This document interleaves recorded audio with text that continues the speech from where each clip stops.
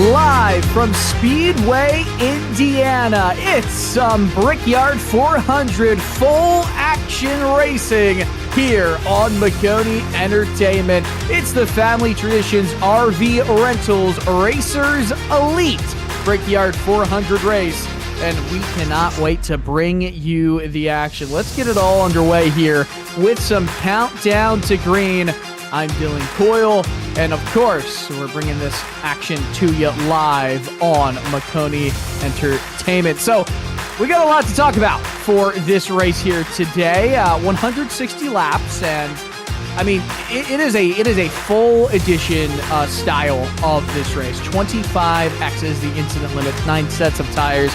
Logan, they all have one fast repair as well. Oh yeah, Logan, you're also my color commentator here today. That's on me. I completely forgot to mention you. Oh man, the allegations that we were hearing before the race is very true, is it not? You know, it's hit and miss, but you circled back to it. That's all that matters. I mean, sometimes that is all that matters. If we need it, we'll have 3 green-white checkered attempts, overtime, if you will. Of course, Speedway, Indiana is located right near the city of Indianapolis. It's very much just on the outskirts of it. Each corner is pretty much exactly the same in terms of angle and degree. However, your approach to each corner slightly differs. Of course, 1 and 3, very similar. 2 and 4, also very similar. Logan, that's because, really, of the short chute and the long straightaway that precedes it. Yeah, and that short chute stretch there between 1 and 2 and 3 and 4, it's going to be so important to get the right angle into that second corner, either 2 or 4. If you botch that entry, you are losing so much ground down the front and the back stretch just because of how long it is. You've got to maximize your exit speed here. It is so important to make sure that that car's momentum is wound up, especially going past these long straightaways. And honestly, part of that is just making sure you set the car up through the short chute for a quick, almost straight run through corners 2 and 4. It's very easy to get a little bit off of the speed you need, especially if there's a car in front and they're leaving the inside open just a little bit. You might want to go down there, but it's going to hurt your potential to make a move, as we see the golf courses, the dirt track right outside turn 3. It's just about time to get this race's grid to you guys. And look at that, Christopher Pendle in that Mountain Dew 94 Ford Dark Horse machine. That's a beautiful look to lead us into turn 1 here. The Budweiser number 9 of Dale Prokop Veloket will be alongside in row 1. Truth Hoke will be in the 55 in P3. Dennis Kane in 4th, and that Moza number 4 machine with the mustard yellow orange rims. Cole Larson will start in that Mountain Dew Voltage number 33 machine in 5th, while the Twitch 65 of Brandon Zimmerman will start alongside on the outside of row number 3. In 7th, Richard Ode on the inside of Alex Gates in that 77 and 78 matchup you've got there, out of order in the respectiveness. Troy Thomas in that 3 Pit Boss machine starts 9th. Rounding out the top 10 in the Flow Racing 02 is Jaden Wicks. Logan. And back here in the 11th starting position, it's that number 6 of Andrew Teff in the Build Submarines for Dark Horse. Love that paint scheme there. The 69 will start out in 12th. To the outside, it's Jesse Fox. Behind them, we're going to have Kinsley Smith in the 15, starting out in the 13th starting position next to the 101 in 14th of Brian LaPratte. Next in line is the 10 of Kirby Wainscott, starting out on the inside, the 15th position next to the 13 of Brandon Honeycutt in 16th. The 12 of Brandon Sanfilippo starts out in 17th next to the 18 of J.D. Larson. And last but not least, in the top 20, it's the 43 of Alex Teff starting on the inside row next to that 21 of Greg Maconi. You could have said last when it comes to Greg Maconi, but it would have been accurate for the rest of this field. Gonna get fired for that one. Paul Shaw will be starting in 21st position with Aaron Roth alongside. 2 more rows to go with Brandon Puffenbarger starting in 23rd. Michael Prince in 24th. And then row 13 on the inside, we have Corey Crowell as well as Steve Vest. Rounding out your 26-car field for the Brickyard 400. And you can see they're pacing, and they're pacing around turn 2 right now. It's only about a mile, or actually, yeah, they're about to get going right here. We're about to see some good racing once we do get going in just around a mile and a quarter. Look at the track conditions right here.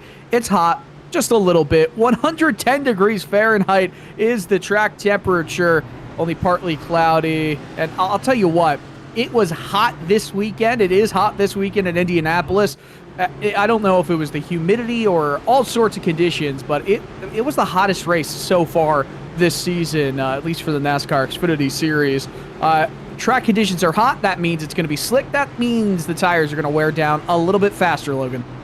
Yeah, it's a good thing we've got 9 sets of tires over the wall. And, you know, the best thing about being here on the iRacing service, Dylan, is we don't have to worry about the rain like they do at the real Brickyard 400 right now. I know that's kind of a discussion going on, but looks like we're going to bring it around turn 4 here to the front stretch.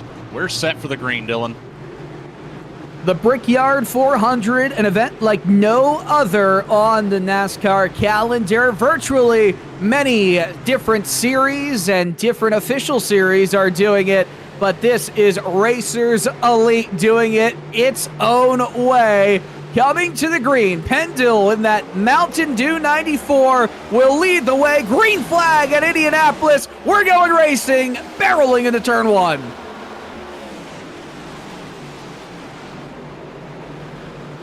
A great start from Pendle. Already 2 car lengths, moving to 3 car lengths of an advantage over the 9 machine. They're 2 wide in behind. The fight for third, it's more like a fight for fourth as Hoke takes third, and the top 3 are single file. Everybody else barreling down this backstretch, Logan.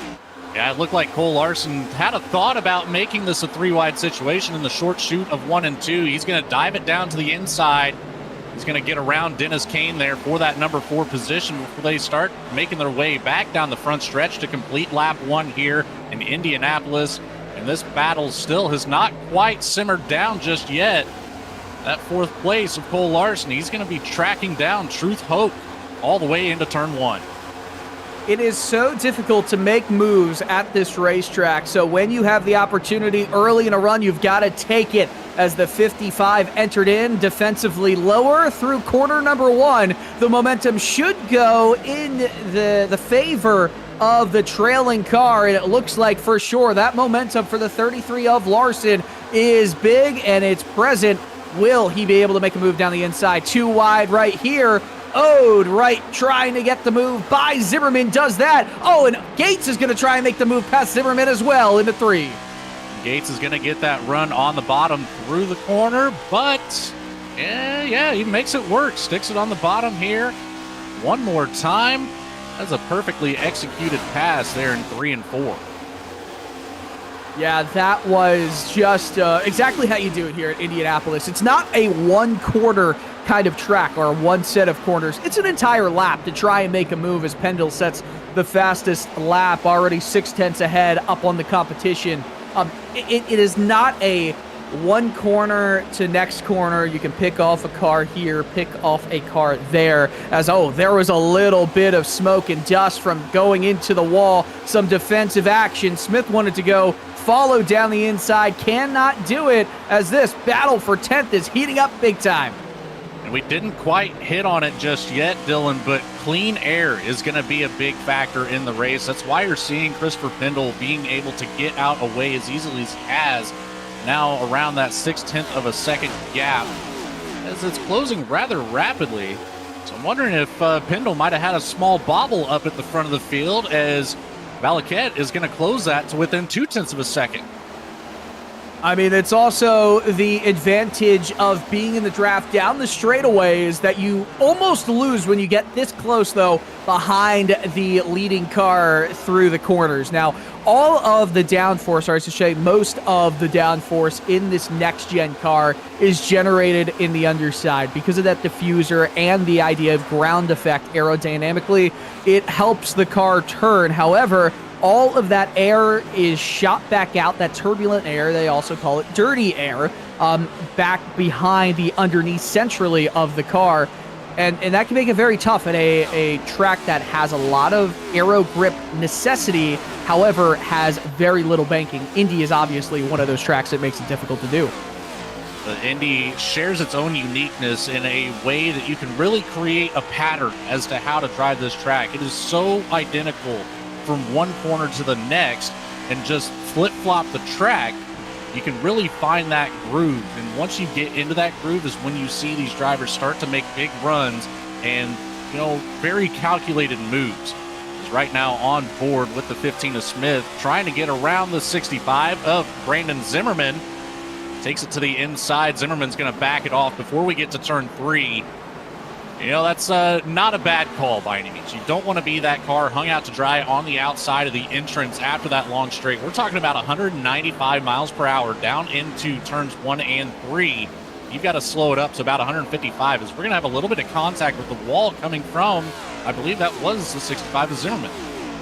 Yeah, and they might go 3 wide, almost did, down this straightaway. Here's another thing. It's a very narrow racetrack, especially on the front stretch. There is not much that can prevent cars from hitting the wall on both sides, and it's actually quite interesting. Pit road, it is the smallest in terms of width on the NASCAR calendar, and that front stretch is so small, too, that when you're sitting in the pit box, across to that outside wall in the front stretch, there is not much distance. So you really get the sense of speed when you are in the pits, as way up the racetrack through the corners right there was that 65 machine of Zimmerman. We'll see if Greg Maconi is going to be able to make a move here. Of course, Jeff Maconi is the man who runs Maconi Entertainment. Greg Maconi trying to make a move down here into the inside. Trying to make something happen for the 21 here. He's made it up to the 13th position, so already up 7 positions from that 20th starting spot. Only one other driver has climbed up to 7 positions as well. That's the 45 of Michael Prince, currently running in the 17th spot, so just a couple spots behind. And as I say that, Maconi will get around Zimmerman into the 12th spot, so there is 8 positions gained now. Quite impressive work there from that 21 machine. Of course, 11 cars now. Oh, there's a caution right in front of Maconi. The 78 into the outside wall. What happened there to Ode? Got one more wrapped up in it as well. I didn't quite catch the number. I'm thinking it might be the 4 of Dennis Kane. Indeed it is, as Kane will finally get it spun back around, facing the right way on the track. But back here on the replay, we'll find out. Looks like Kane just got loose in front. Oh, tried to collect it and just right into that left rear of Richard Ode. Yeah, that is a brutal way to suffer some damage. Of course, Kane getting that EOL penalty there for, I believe, that causing the collision. So here's another kind of inside knowledge. This is going to be using the iRacing flag system, so yellows are generated directly by the sim. Oh man, Kane had it. That's a 3-car collision right there, actually. So some damage to one of the drivers in front, not just the 78 or 4. However, this does have live race control, so EOL penalties will come throughout this race. And watching on board, you could see almost that very small loss of grip on the left front, almost a little bit loose mid-corner, and that overcorrection led to the wreck. Yeah, that was the 15 of Kinsley Smith making way down to the bottom to avoid all of this. So, that was up there near the top 5, if not in the top 5. And we have barely gotten into this race. Only 8 laps, and we're starting to see some drivers struggle with a little bit of grip. Yeah, and it's 110 degrees, and that's why drivers are going to go down pit road for some fuel and tire stops. They've got 9 sets of tires. You might as well use it. If you go in at the end of the race and you don't win it, and you've got some tire sets remaining, you might think, oh, well, that could have been a little bit better here. 110 degrees, by the way, on track, not ambient temperatures. The 55 gets propped up on the right side. So Pendle was kind of in a you're damned if you do, damned if you don't situation, because Pendle was the leader of this race, does not hit. So he will have everyone from 6th on back with fresh tires. Greg Maconi comes out in 6th place. How about that? Yeah, that is a fuel-only stop for the 21 machine. So everybody behind looks like they've taken tires. I see Kirby Wainscott, 7.6 seconds in the box. I don't think that's enough time for right side tires, but I could be wrong about that. Alex Teft back in the 14th spot. He did elect to take some tires only on the outside of the car, as well as fuel, and the rest of the field that brought it down. 4 tires, full fuel. I tell you what, that 5 of Brandon Puffenbarger, he has made his way up. He jumps the entire field now to the top 5, 18 positions gained off of that. Yeah, and it's interesting to see all the strategy that we saw in the just with a stop 8 or 7 laps in. So I can understand it being a fuel decision here. Track position will be massive for this race and the longevity of it. So I'm not so sure how much help, how much aid these drivers will get with fresh tires after only 7 or so laps of green flag racing on them. Of course, you know, it's only 17 and a half miles, right? Say it's 7 laps. 17 and a half miles is around a quarter or 20% of a fuel run that you can expect here. But I still don't quite understand the decision to not go for fuel only if you're looking to aid yourself strategy-wise. I think the absolute winner from this one, of course, depending on the restart as we go to the 1-to-go signal, is Greg Maconi. Greg Maconi is in a perfect seat right now. However, I'm not mad at the call from Pendle by any means. You know, we've already talked about how clean air is going to be important this entire race. I think, you know, maybe not sacrificing those couple of positions. If Pendle was to come down and we still have 4 drivers that stay out ahead, that's dirty air that he now has the experience of, and it could very well hinder his ability. I'm looking at lap time differences of only 0.2 of a second from when we started the race to the end of that 7-lap run. So it's, you know, not a whole lot of fall off there for Pendle to really be worried about the tires. I'm with the call on keeping the clean air. Yeah, just I don't quite understand it, but hey, all these drivers have at least not made their beds for the rest of this race, but made their beds for this restart, and we'll see how they get going here in just around 1 mile. So we'll go back to green flag racing after 10 complete laps here. I'm excited to see this one, right? We've got a bit of differing strategies here. I don't know how much of an advantage it will lead to. I just know that with some drivers on fresh tires and only around 3 or 4 rows back, we might see a bit of a shakeup, a bit of a mix-up in front. Of course, we've got some... We're always monitoring our YouTube chat here on Maconi Entertainment. Ace Hood says, let's go Gates. Of course, he is very much, this chatter is very much excited about Alex Gates and that 77 machine.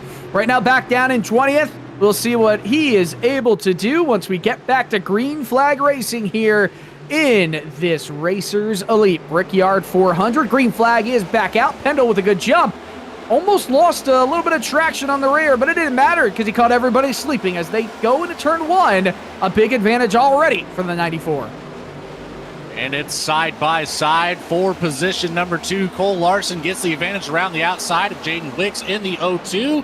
And the battle is on behind. That 5th place spot is under fire right now. Jesse Fox trying to hold back Dale Valaquette in the number 9. Gets away for the moment. It seems like we're finally going to get single filed out mostly down the back stretch with the entire field. 2 wide between the 10 and the 15. This is a battle for 9th place right now. Only drivers in that top 10 that are side by side, at least for now. We see Fox and Pro Cop Veloquet going side by side, swapping positions right there. 15 goes out in front of Wayne Scott, so Smith takes that 9th place away, and immediately Hoke is side by side with Fox. We go down into turn 1, the 55. Truth Hoke with the advantage on that inside line. Has to make the best out of turn 2 here. Gets well clear. So that's going to be beneficial on the exit here. Try to pick up some of that draft coming from the front. That's Greg Maconi in the 21, just ahead of Hoke. It's, I don't know. This one is starting to develop a little bit more behind even. The 15 of Kinsley Smith trying to hold on to the top 10 right now. Finally finds her way back up and maximizing these short straight corners. I don't think we're going to be done wrecking, especially with the competitiveness of this field and how many drivers are in this race. However, if we do have an extended green that encompasses at least one green flag pit cycle, strategies will change because other drivers can go around 8 or 9 laps longer on a fuel run, and it's a 100% fuel tank in here. So let's do the math for just a brief moment. You can probably go around 35 to 40 laps on a full fuel run, at least with my very, very quick and brief non-engineer estimation. And with that being said, you were looking to cut it into around 3 stops for the entire race if it went green, if you were lucky. Probably it would go to 4 stops. However, that availability to maybe only make it a 3-stopper from this point on to the end of the race is there if it goes green the rest of the way. I don't think it will. How about this? 3 wide. This could be where it doesn't stay green. Going into 1. Goodness me. Yeah, we backed it down there off the inside attack, but that almost ended up collecting the 45, I believe that was. Michael Prince, he came in hot into turn 1, got really hard on the brakes, kept it off the back bumper, but we're going to come out of turn 2 side by side. Who's going to get the advantage here? I think it's going to be the outside line with a little bit more assistance than what 65 of Brandon Zimmerman is seeing. Nobody helping rather from behind. That 12 is going to get around, the 73 will get around as well. Way up into the marbles. Way up into the marbles right there. And maybe some contact. Cars missing the apex. Oh, what a mess through that final corner. Able to collect it, but that kind of puts you on the edge of the seat there. Seeing a car start to fall back like that, with a lot of drivers trying to scramble to get around. But overall, pretty smooth recovery considering the circumstances, especially with 146 laps to go. You don't want to make those mistakes that early. Yeah, not at all. You see right there is a perfect example of an entry and a mis-entry here. The 77 entered turn 2 a little bit lower because of that exit through turn 1. Lost the momentum on center and exit of the corner, and that opens up the door for drivers in behind to get back going again. It is very difficult to kind of examine how these corners and how these moments and movements can go throughout the course of this race if you don't almost look at a top-down map of the track, see where the angles of cornering and turning in and exiting and where you hit the apex go. It kind of gives you a good understanding of where these drivers need to do better at to make moves work. And speaking about making moves work, how about Puffenberger losing the spot to Pro Cop Veloquet to go into P4. Still side by side though. I don't think this move is going to be side by side for too long. Puffenberger just got that position away from the 9 of Veloquet. He used the outside line coming out of turn 4, drag race down the front stretch, got the advantage, but ends up handing it right back over. Not even a full lap later, Veloquet back to the 4th position. He's liking that clean air as he has about nearly a second and a quarter disadvantage on Jaden Wicks. The 0-2 still working to catch back up. He's about a second behind Cole Larson, and Larson about a second behind Pendle right now. So our top 3 pretty well spread out. Yeah, really doing a solid job, and that makes sense, right? You're usually going to have the cars with the least dirty air to worry about already just use that advantage that they have aerodynamically to just keep moving forward. A look to the inside right there by Hoke on Maconi. Maconi kind of misses the corner. So does Hoke, who gets hit from behind, I believe, but saves it, goes to the run down road, and just a wonderful job of keeping all four corners not bent on that machine. Let's take a look at the replay. That was a fantastic slide recovery. I'm curious if there was contact. He got very close there. Oh, I don't know. That was the 15 of Kinsley Smith all over the back bumper. I wonder if we could get a different camera angle on that by chance. See if there was contact. So right here, Hope just with a really bad corner entry. Yeah, just packed air. Smith was right on the rear, and that has an aero effect with that diffuser and where the air kind of runs out from the rear, and you just lose it, some of the grip on the front end, of course. So here's another thing. You enter in a little bit higher than you should, or I should say a little bit lower than you should, you're going to lose all that speed. The car behind, as long as they enter in with a bigger apex, they enter in a little bit deeper, I should say, or shallow, actually, is what I would say.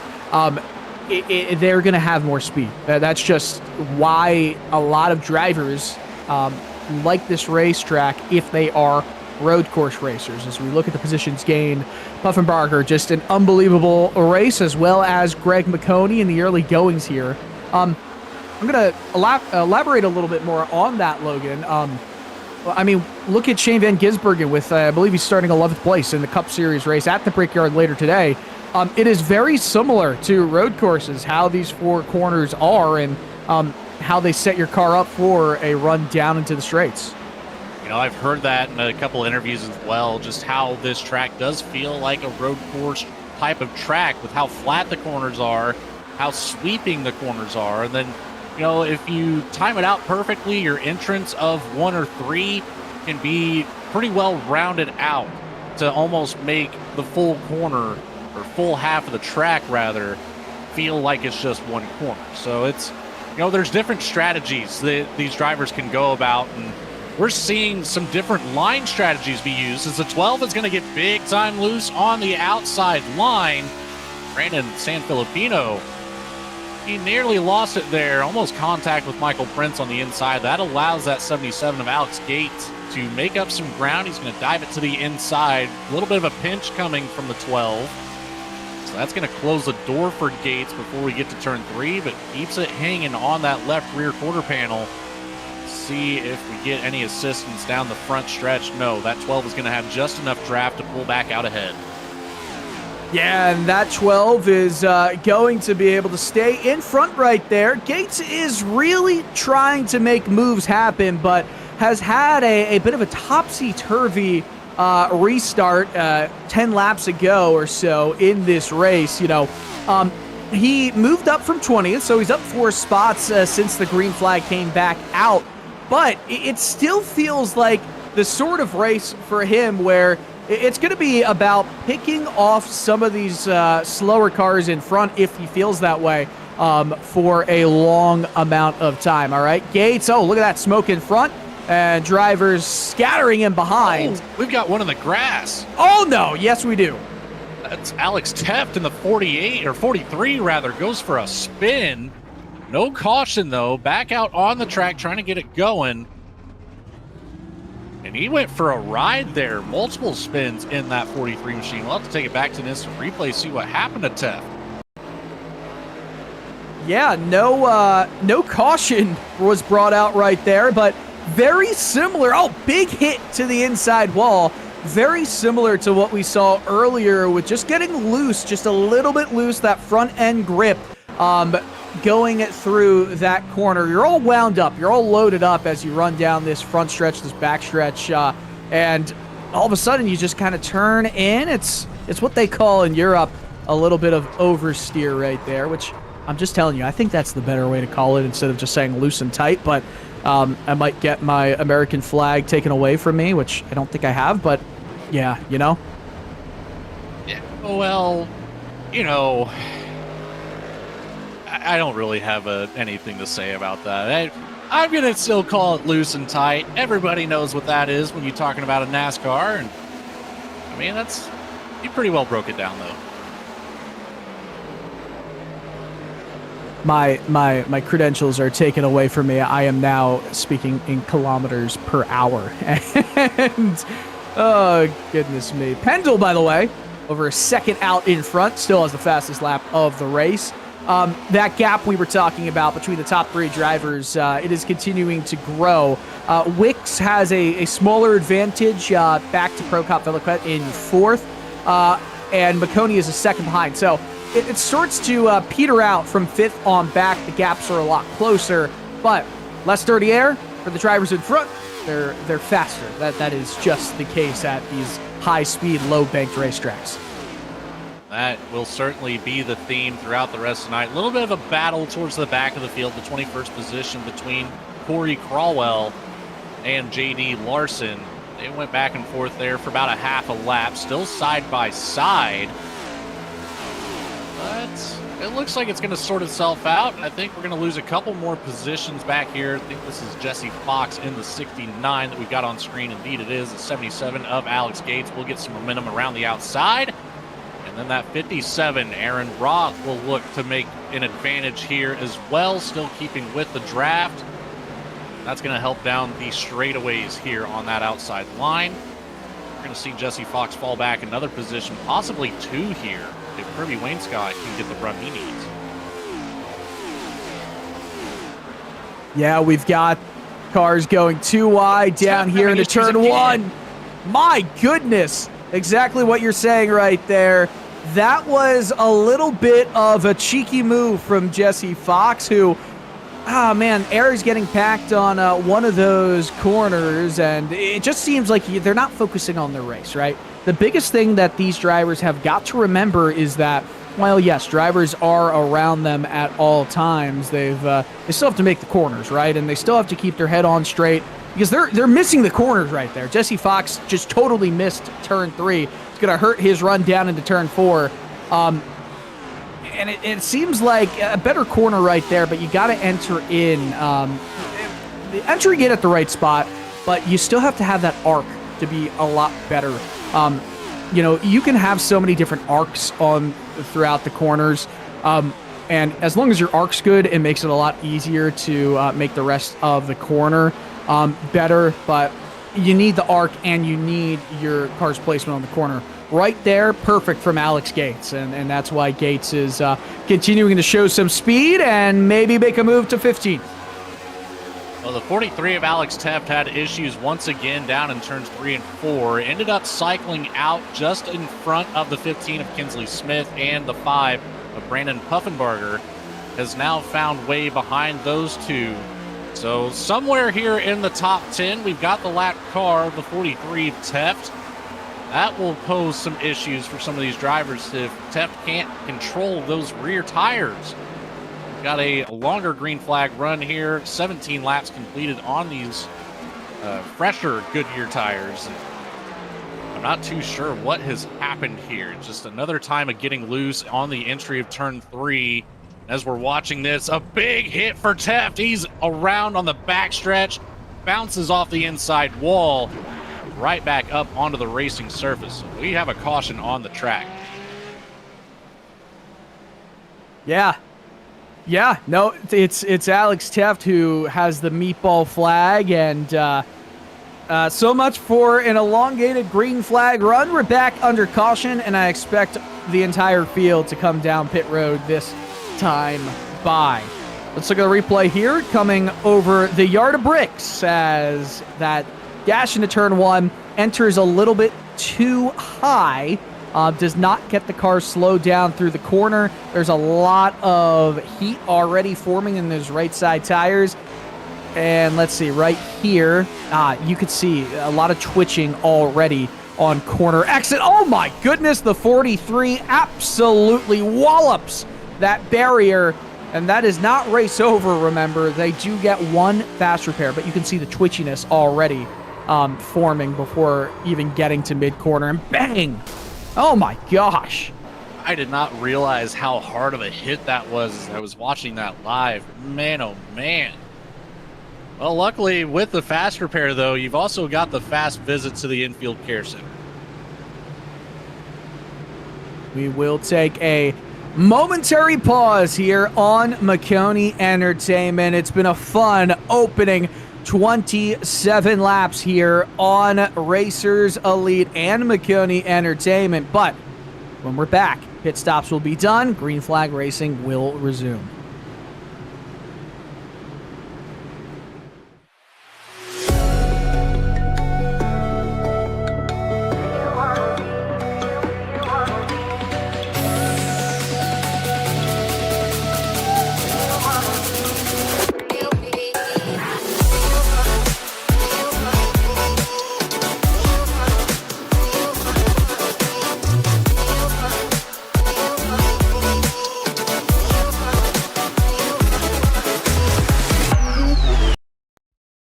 Racing isn't easy, but experiencing it is.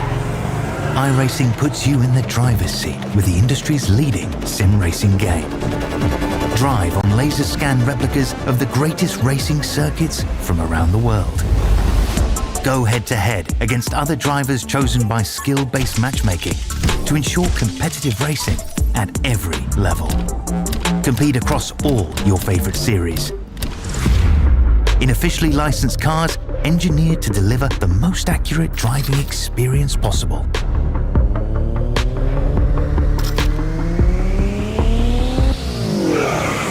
Join a race or host your own with players from across the globe. Race against the computer or in a league with friends. Feel the thrill behind the wheel. Visit iRacing.com.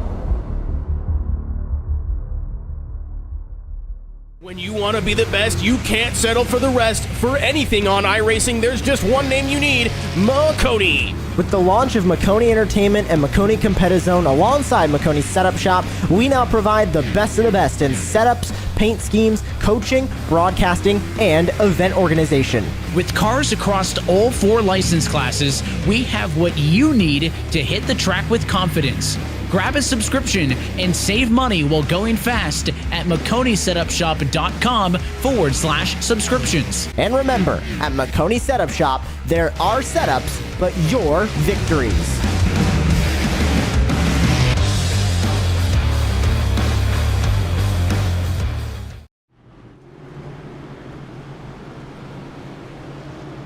All right, well, we are back here at Indianapolis Motor Speedway with 131 laps to go as the pace car crosses the line right here.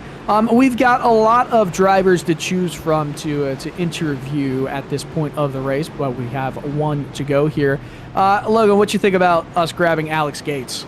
I am absolutely fine with that. We've already seen some cheers in the chat for Gates, so might as well let him hear from him. Absolutely. Alex Gates, it's the booth. You got a copy? Yeah, I hear you. Can you hear me?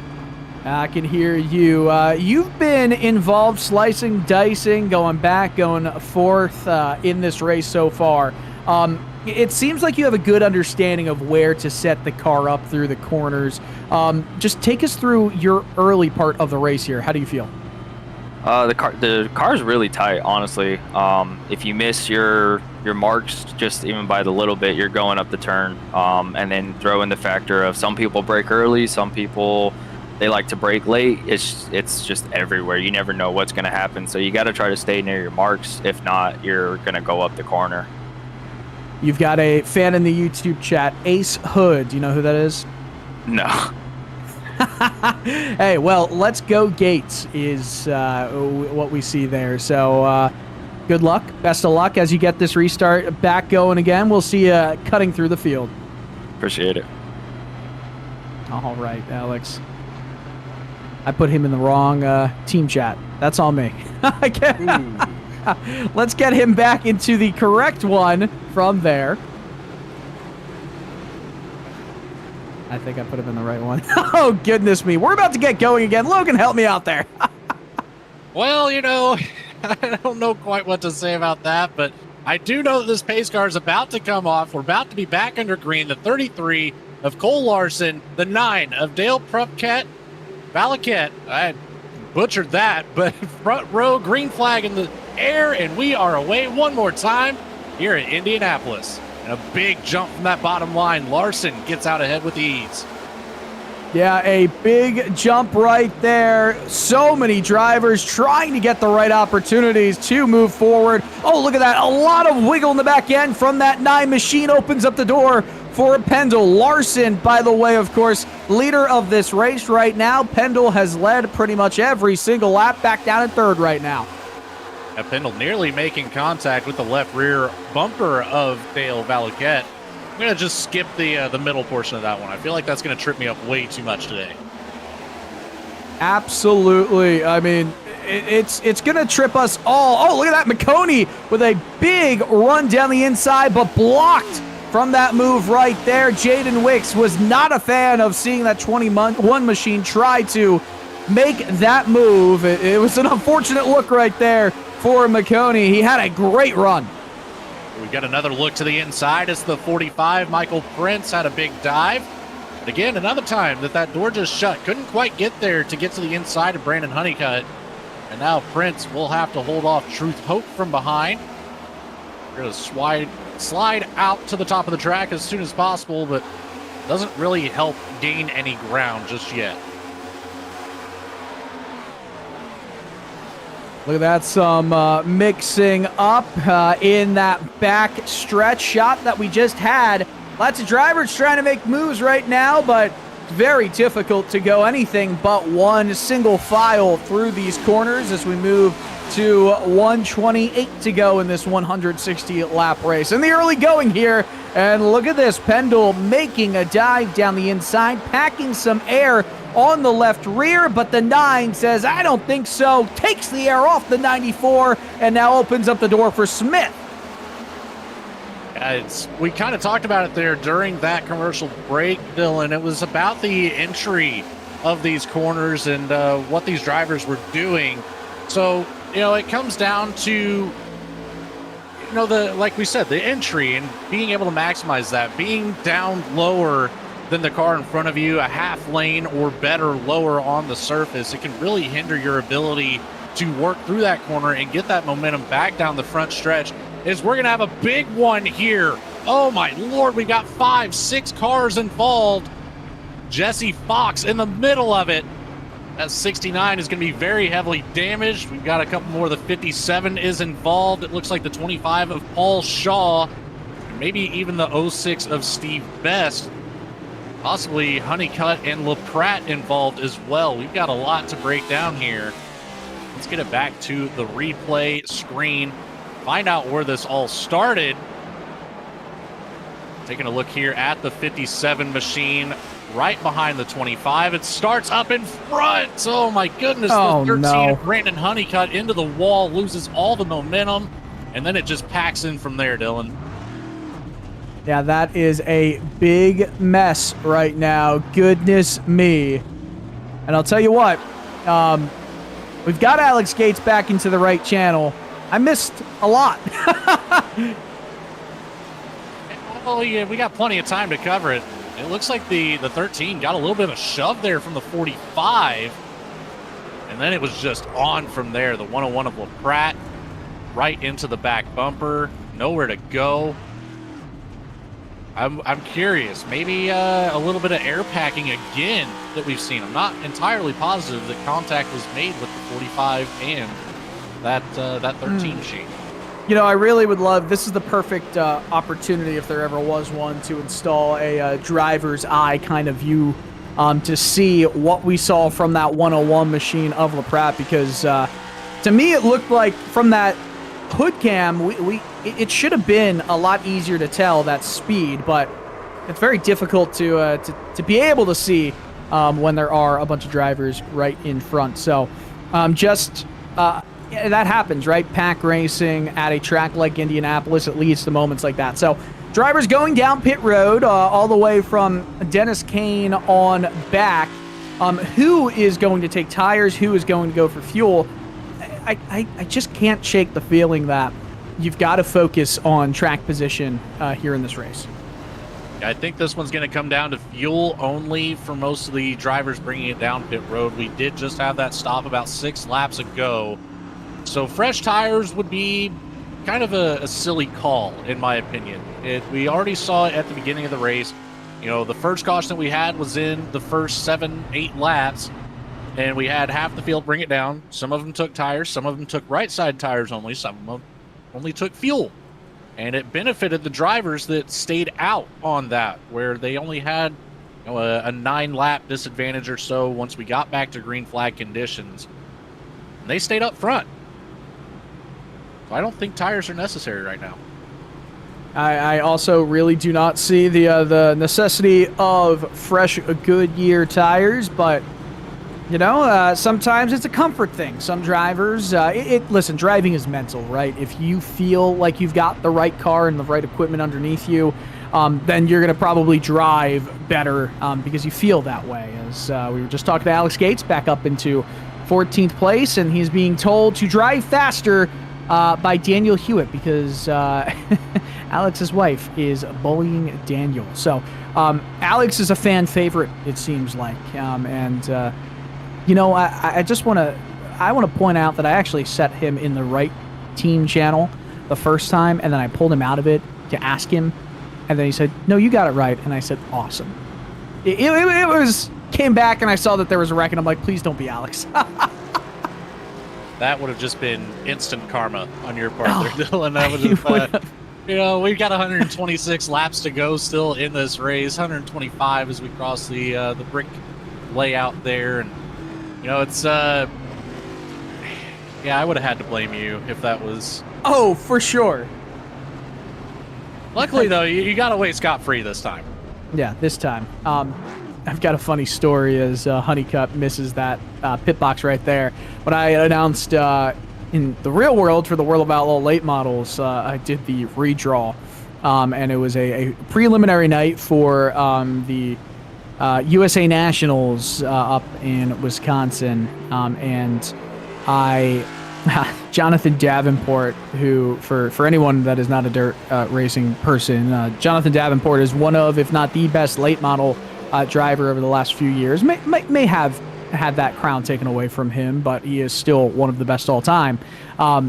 He was feeling sick, and he kept telling me, I was doing the redraw with him, where you pick where you start if you qualify in the top 6. You can start first, second, third, through 6th. It's just a draw. And Jonathan, I worked for the World of Outlaws, and Jonathan kept telling me to pick for him on air, and in an effort to keep moving forward with the broadcast, I picked, and of course I picked pole position for him as an employee with the World of Outlaws. So that wasn't great. Engine blew a few laps in, so I was off the hook. Well, I mean, I guess it all plays out in your favor at the end of the day. I mean, you experience doing a very cool broadcast and being in that atmosphere, and then, like you said, off the hook. A little bit of PTSD, though, from that Alex Gates experiment. Oh, we're about to get back to green flag racing here around 35 laps into this race. Larson to lead the field. We might hear a lot of that later on today. The 9 machine, a Pro Cop, a Veliquette on the outside, but wow, what a jump for Larson as the green's back out. Pendle already down the inside and peeking ever so slightly in front to try and take second away. And I think nearly contact made there for that second place spot. That sent Veliquette up the track a little bit. That opens the door for Pendle. Sole possession of P2, but that battle is on for 5th. Looks like Greg Maconi is going to get the advantage using that outside line, just picking up just enough draft. Jaden Wicks falls in behind, and now under attack from Andrew Teff behind in the 6 machine, looking to take away the inside line. Let's see if he can get clear here through 4. Easily, and this might actually open the door up. For some contact right there between the 45 of Michael Prince and the 02 of Jaden Wicks. Everybody following the momentum, which is on the inside lane right there. Wicks way up high on the racetrack. Prince through 1, slides up, gets tight and now momentum back the other way. So these two are going to be side by side down the backstretch. Who is going to get the 8 of the draft? I think it's going to be that outside line prevailing. You know, that you can just carry a little bit more speed, and every little mile an hour that you can get on the exit is big, but we're going to see a push from that inside line just coming from behind. 45 gets some assistance there from the 55 of Truth Hope, speaking the truth and nothing but the truth, giving that 45 a nice shove. Yeah, for sure, and a little bit tight again on the exit of turn 4 right there, but back in line. You know, this has been good racing right here. Even though we've had a couple of cautions in this race here today, it's been fair, it's been respectful, and the cautions haven't come from, I love using this term, boneheadedness, that we sometimes see across many racing leagues in the virtual world. We haven't seen any of that here today, and Racers Elite, in my opinion, one of the really, really great league formats that they've got going on here in the iRacing world. We've got a bunch of great series, by the way, on Maconi Entertainment. You can follow all of them by going to our YouTube page or Twitch page or Twitter, Facebook. We've got it all. As 2x2, they go. 65, Brandon Zimmerman looking to make way up through the field. Kirby Wainscott up on the top, makes contact with the wall. Richard Ode still on the inside, getting a little bit of help from behind. Alex Gates trying to make his way through the field. But I think Wainscott's going to have just enough momentum to keep it ahead. Oh, Richard Ode does get a good run down the bottom. Looked like Christopher Pendle with another fast lap on the night. 51.888 for that 94. By the way, Pendle did not make that move to get into second, as Alex Gates back on your screen getting pushed from behind by the 5, but then the 5 goes down the inside, or takes a peek down the inside, going into 3, but cannot complete the move. Now has to defend from 2 drivers in behind. No one got a really good line in this trio that we see on screen right now, so that gives Gates more of an opportunity to scoot and skedaddle away from this part of the pack. All the top 3, again, it's a breakaway for them. 1 second separates them, but 1 car length separates the 9 and the 94. 120 laps to go. Dylan, that means we've completed 100 miles here, a quarter of the way through the race. And we've just had the 3 cautions so far, only 1 lead change. Cole Larson in control of it right now. We saw Christopher Pendle lead majority of the first quarter here. Now let's see what the 33 can do to shine, as he's got 0.6 of a second over Valaquette running second, and 0.7 of a second over Christopher Pendle in third. And no rain on the way. No, we're gonna rain get all on 4. the way. That's we're gonna the get all most 400 miles. ever. Yeah, we're gonna get all 400 miles done in this race. I cannot believe the Xfinity Series got all 250 miles in the race finished up yesterday, but that's a story for another time. Also, no stages, nothing like that in this race. It's a straight shot naturally to the checkered flag. It might be sprinkled in with some yellows, but that's only because of what happens on the racetrack. And if that's not a feather in the cap of liking no stages, I don't know what is. That's one of the things that, gives an interesting kind of strategy situation. You can't plan around a stage. You have to plan around the green flag stops. And then if you start sprinkling in those cautions, that changes the strategy. You have to adapt along the way and try to hope for the best outcome on it. Some drivers may be making the right call. Some drivers won't make the right call. But it's going to come down to the very end of this one. If I do remember correctly, I think it's 3 green-white checkered attempts at the very end of it if we need it. So, that could also extend this race just a touch and completely flip the script. Yeah, 100%. That is... things can change pretty quickly. And the thing is, you've got to plan as if it's going to go green the rest of the way. But we've seen multiple cautions in this race already, and you never know when it's going to fall that way. So stranger things can happen, right? Different movements. Oh, his 94 got way tight on the exit of turn 4, and that's going to lose some speed. I'll tell you what, Maconi in the 21 is flying right now. Up 16 spots to the 4th position. The 21 on a move. And look at this. He's still closing that gap as we go around, too. Currently sitting about 0.6 of a second off the back bumper of Pendle.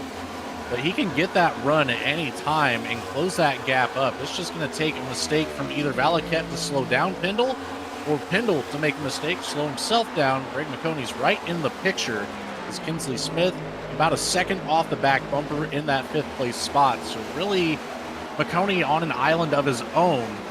But up towards the front, we've got a battle now as Pendle has gotten around Valaket for that 2nd position. So that battle going on in front of Maconi, helping him close that gap even faster.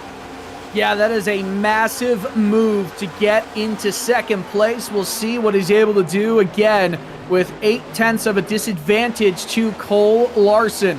And you cannot forget about Greg Maconi right in behind, might also follow through in just a lap's time to move into a podium position here. He's 4th. He's looking to get into 3rd, right in the slipstream. By the way, it was his birthday on Friday, and he's running this Paw Patrol scheme because this is his daughter's favorite show. How about this? A look down the inside, and the 9 takes the air off of that central splitter side.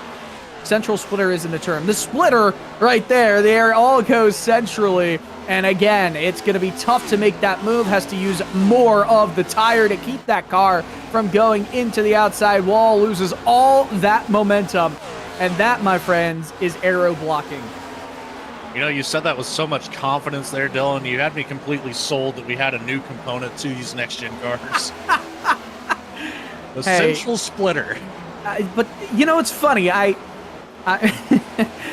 If you ever look at a diagram, or if you look at a bird's eye view of a hockey rink, a lot of people like to say the center point, which I don't know if you're a hockey fan at all, but when they say the puck's at the point, it's when the defenseman has the puck in the offensive zone, but like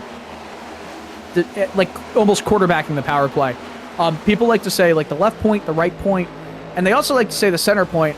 I push back on that because the center point does not exist, because a point is made when 2 lines intersect, and the blue line intersects with the wall, and those are points, and it's the deep slot. It's not the center point. I'm getting off my soapbox right now. 114 to go. Larson in the lead. Taking a step down, the 94. He's still back there about 0.6 to 0.7 of a second, but it was 0.8, so he's making up ground slowly but surely. Pendle will be in the hunt for this race lead. Once again, it's not a matter of if, it's a matter of when and how it comes about it, whether it's a green flag pit cycle, another caution, whatever the case may be. We're almost 20 laps into the stint for our top 10 drivers, actually all the way back to 13th. 18 laps completed on these tires and fuel run. Then we get into Gates, Puffenbarger, and the rest of the field sitting around the 12-lap increment. So there's your 6-lap difference. And once again, it's prevailing to have stayed out on the old tires. Yeah, and you also kind of have the shine, peeled off a little bit of it, of those fresher tires or those older tires, and that can lead to almost a bit of I don't know exactly how to say this, but I always feel like if you've got a tire that has a few laps on it, it gets almost, oh, look at that wiggle. It gets a little bit more acclimated to the racetrack, to the race surface. There's heat into it. It's not completely shine-filled, as there's a move right there. Easy does it for the 65 machine, or I should say the 5 machine on the 65. But yeah, fresher tires is not always the way to go. Oh, look at this. This is going to be a hard move to make work. Momentum lost through the short chute and turn 4, but regaining it. This is a good battle right here for 9th. Nearly contact down the front stretch as well, as Jaden Wicks in the 0-2 on the outside, now back behind Troy Thomas in the 3. Right behind him is Brandon Sanfilippo in the number 12, closing up the gap. So we might see this turn into a 3-wide battle if any of these drivers are bold enough to do so. We still have plenty of race to go, so it's not an advised call to send it 3 wide just yet. Single file all the way down the back stretch. And, you know, for a Sunday view, that's not too bad. Yeah, not too bad at all. There's another dive to the inside right here. Jaden Wicks wanting to get that spot back. Troy Thomas not making it easy. Momentum in the side of the 0-2, but it's not that much quicker as a shift up into 5th, I think I saw right there. I'm not quite sure. They shouldn't be shifting, I don't think, that far down the straightaway. However, you know what? That's a good question. I'd like to know if these drivers are shifting on this iRacing Next Gen car, and they should be shifting, as we're hearing, as the 3 gets a really good apex through turn 2. That's going to aid his run all the way into turn 3. But here comes the additional strategy of staying in line and fuel saving a little bit more. You know, although under full throttle application, you could back it off if you're in line with 3 or 4 cars to about 75 to 80% throttle, extending that fuel run about 2 to 3 laps. If you time it right, you can still keep your momentum. You're going to lose a 10th or 2 per lap on your lap times, but overall, if you can extend that fuel run 1 or 2 more laps even, that can be beneficial to get a little bit of an overcut strategy where some of these drivers might not be able to, and have a little bit fresher tires the next time you come down. Yeah, and, so many different drivers are on slightly altered strategies from the rest of the field. So we've kind of had to throw our notes out a little bit with all these differing strategies. But I think it's close enough that if we do get a green flag fuel run, that the aid isn't really going to be going out of what we currently see on their screen. I think the top 3, top 4 are the clear favorites to take this race victory, but don't forget to give a shout to Michael Prince, currently up 16 spots in this race, in 8th. Tied with Maconi right now in that 4th position. Those drivers up 16 spots, the highest moving drivers in the race by a long shot. Then it goes back to Brandon Puffenbarger, up 10 positions in 13th. He does have more room to grow here, but it's a long drive up to the front of the field.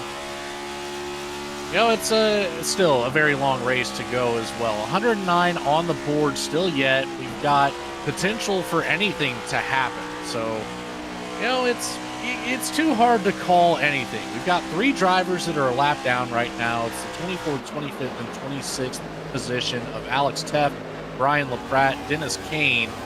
So if you put one of these drivers back on the lead lap, they might be able to find some momentum and work it all the way back up to the front. Very much so, and we see a lot of shuffling out of line and fanning out through this narrow front straightaway to get that air and to make it easier to get that car through turn 1. I cannot lie. It is frustrating seeing so many drivers taking inadequate lines through 1 and 2 when they're in the midst of this battle. It's difficult, though. It's really difficult, and I have to remember that when you're racing with all of these different drivers in this pack and all the turbulent air is moving around, you sometimes forget where that car needs to be. However, this is where you've got to remember to race your race and then make the moves count when they happen, because all these drivers, it's like there's no consistency in this group, and I feel like I'm picking on them. I don't mean to be. They're in a very aggressive battle, very intense battle. Let's see how they go through 1 right here. Do they hit the right marks on the apex? I don't. Yeah, you see them in the background right there. Much better that time around. That's a big thing here, too. Being so early in the race, is we're going to come off the wall. It's the 77 of Gates, nearly making contact with the car inside. But anyways, that's the thing with being so early in the race. This is the time to try that different line and see where you can make that car stick. So we are nearly 3 wide, sideways off of turn 3. Save it! Collects it! Right back to the racing surface, but we're going to bring it down to that access road out of the way. What a save. My Lord, the 0-2 of Jaden Wicks. Just absolutely brilliant right there. Let's see how it happened, though. Gates on the outside just loses the air something we've seen happen so much in this race right now. Remember, it's so hot on this racetrack, on this race surface, that you just end up sliding a little bit more. Let's see. You start to see the back end come around a little bit. There's no contact, and it just snaps. Great save from Gates. You know, that's one of those tough things with this next-gen car as well. That rear end steps out with the independent rear suspension that we have. It's so hard to feel that and catch it. And, you know, I just, again, have to give props to the O2. That is 9 times out of 10 going to be a car in the wall. We found that 10th doctor right there to keep the car out of the wall, and that was just a really, really impressive job from Wicks. We'll see how far he's able to move up the field after that, as we're inching closer and closer to the 100 to go mark here in this race. And I mean, initial thoughts, we have the clear drivers with the speed to win it. I think if we're talking about favorites, I think Greg Maconi might be on the maybe the inch right underneath the top 3. But this race has a long way to go. Just like to see a little bit more speed and consistency from Greg compared to the top 3. But out of a 26-car field, I'd say those are the top 4 who have the opportunity. Larson, Pendle, Prokop, Valaquette, and Maconi. You know, again, too, the strategy calls. We don't have the insider info that, you know, a lot of these drivers, if they're working with a crew chief or a spotter here, you know, that could be very beneficial to have somebody making those calls and thinking about the strategy so you can focus on driving. And right now, that can very well be a strategy to save as long as you can. Keep those tires for the longer run, as we have shaped up here these top 10 drivers, top 13 drivers still on the older tires, and we're closing in on 30 laps completed on this stint.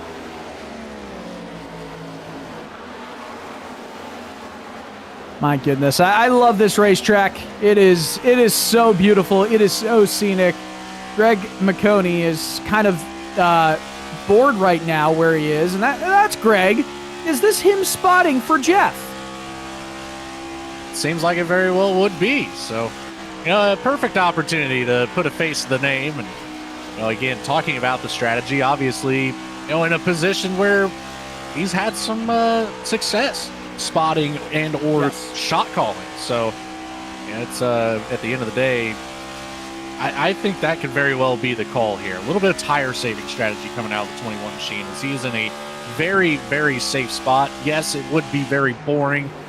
Nearly 2.5 seconds off the back bumper of Valaquette, and then nearly 2 seconds in front of Kinsley Smith. So again, just on an island completely by himself, but at a track like this, very well could be the safest place to be. Speaking a little bit more about Maconi, and Jeff Maconi, of course, races part-time in the Arkham Menard series, and I do believe he has a few opportunities coming up where he'll be back in the car, and always reach out to him if you want to get your company, your brand on that Arca Menards machine.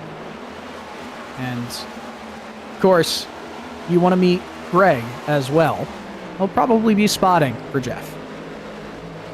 Very good possibility of it. Might as well. You know, the brother duo can always be a very push-pull type of situation. So, you know, you got to push your brother to be better every day. What are we seeing in the YouTube chat right here? Daniel Hewitt, if Gates gets a top 5, I'll shave my legs. Daniel first getting bullied by Alex Gates' wife, and now saying, these are the things you only hear on a sim racing broadcast, and that's what we love as we are continuing to work through a few things going on the stream right here, but it is all good. We'll get back to racing action in just a few moments, as a beautiful view of the pagoda and the Indianapolis, Indiana skyline. And, you know, that is one thing I never have been able to do, Logan, go up on that pagoda. A beautiful sight, a beautiful view. Of course, Indianapolis, especially with the 500, the snake pit, it goes absolutely wild. The BC39, the dirt track and the race that they have there, the biggest race that they've got there, just in turn 3.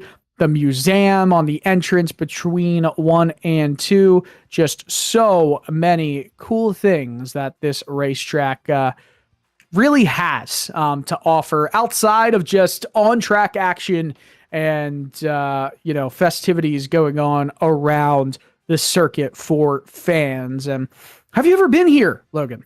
I have. I made 2 appearances at the Indianapolis 500 back-to-back years there for, I believe it was 2022 and 2023. Did not, or actually maybe 23 and 24. But, it was the years back-to-back that we saw Newgarden taking home the win. And luckily I was there to support Newgarden. So it was great to see our driver taking home the win. But I have not been here yet for a Brickyard 400. But the atmosphere during the Indy 500 is something that is just unbelievably indescribable. Everybody there and just how packed that place gets for that event. It truly shows the history of this racetrack and just how, big of a staple it is in the racing community as a whole. Obviously, having the IndyCar series here for such a big event for the NASCAR being the Brickyard 400. And then we've got the road course series that visits there as well. I believe IMSA holds a 6-hour race at Indianapolis, which I hope to make that at some point as well. But we are now inside 100 laps to go. Got the racing action back on the screen. Appreciate you sticking around through the technical difficulties. And it is still Cole Larson up at the front of the field. Alaquette a half-second back. Christopher Pendle about 0.8 of a second back. Still Greg Maconi within that 3-second mark from the lead.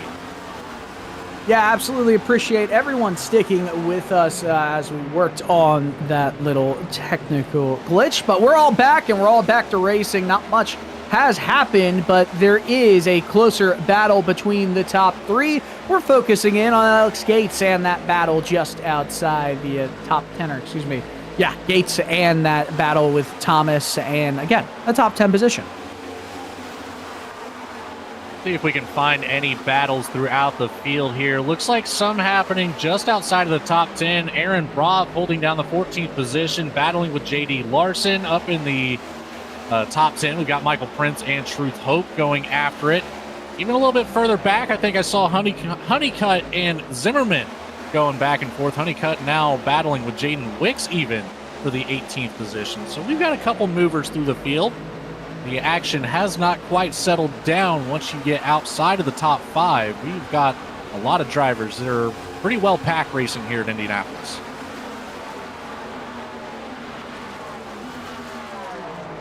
With Larson leading a lot of this way lately, I don't know for how much longer, because the gap has come down by a very large amount.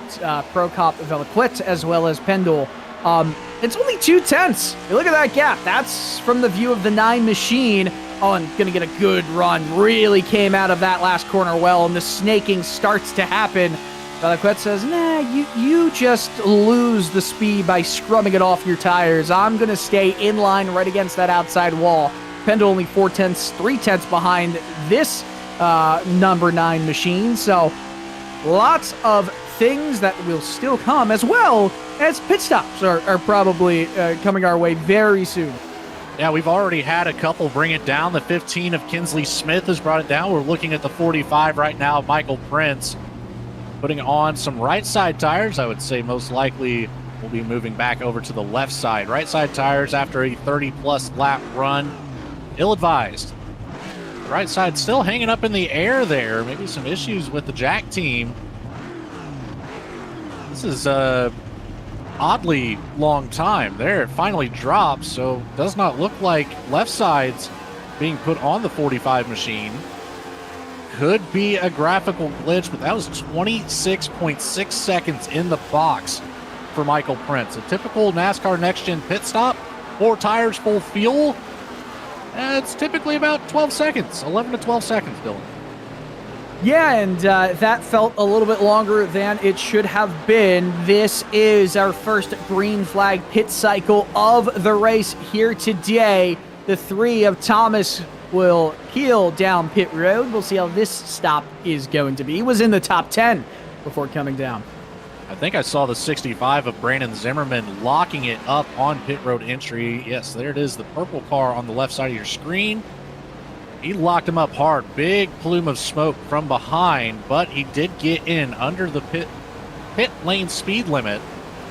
So no black flag. Got lucky there, Mr. Zimmerman. That was a close one.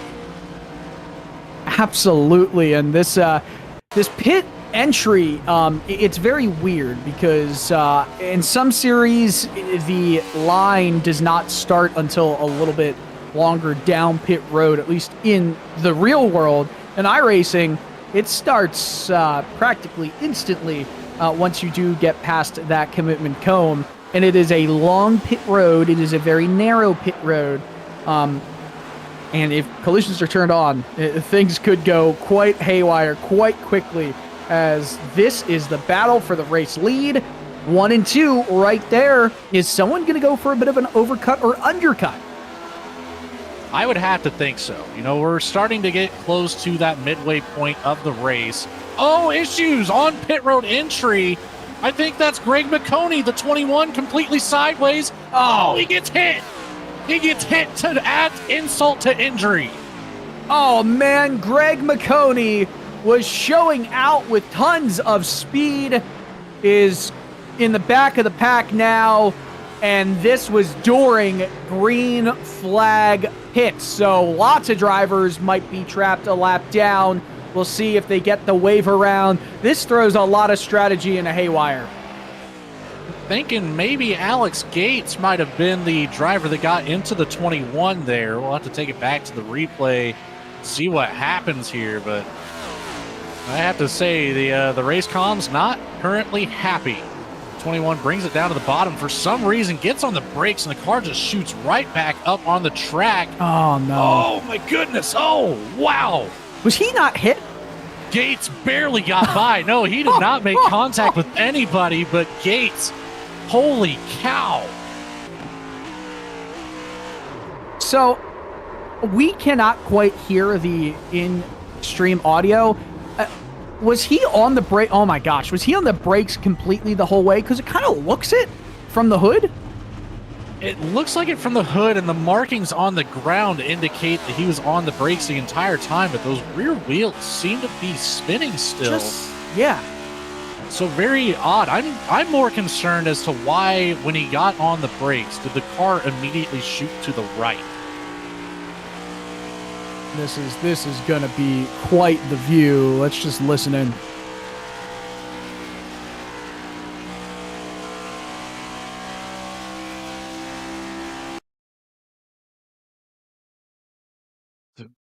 To the bottom, car coming right back in the way. Oh my gosh. That is so close. Alex Gates, a split-second decision, ended up being the right one, luckily, but by merely, I'm going to call it centimeters. I think there might have been an incident point there involved. That was way too close.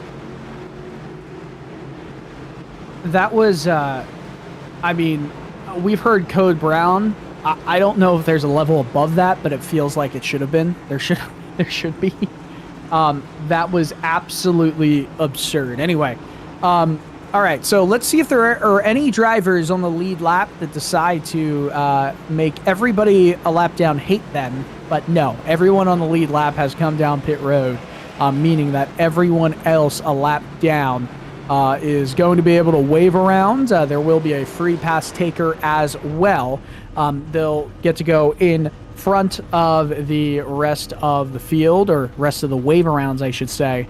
What an interesting way that could have gone. It could have gone a lot worse for a lot more drivers, and it wasn't like, you know, position-wise, track position, it's going to hurt Greg Maconi. As coming off of pit road, Cole Larson and Christopher Pendle will take away second place, so that is big news right there. It's not like this is going to absolutely be detrimental to Greg Maconi's race, just there's a lot more work to do. And Maconi's going to cycle back out into the 15th position, so he stays in the top 15 at least. But really what this hurts is actually, Maconi's still in the pits, so he's electing to get that damage repaired naturally rather than using the fast repair. Going to save that for later in the race, so this will put him a little bit further back. But Dylan, what do you say we take a quick break, we catch up on some of our sponsors, and we'll bring it right back for some green flag action, as we'll be ever so close to that halfway mark. Absolutely, I'd love to do that. We're going to be right back with some Racers Elite, Family Traditions, RV Rentals, Brickyard 400 action. It's all happening on Maconi Entertainment. Be right back.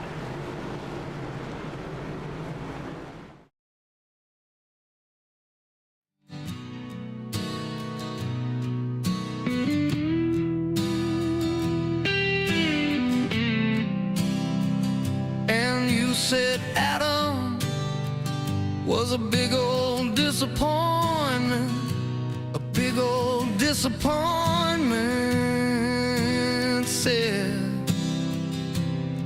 he don't take me to the party, don't take me to the party. All the drugs, the love, the flash.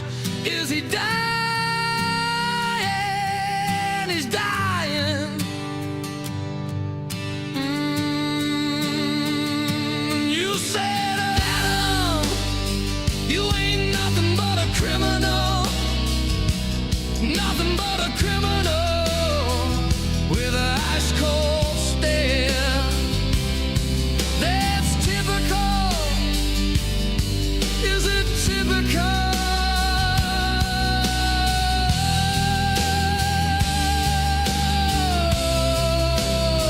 And you think he must be hurt in the kitchen? Adam on the carpet. Adam, do you wanna hold me one more time?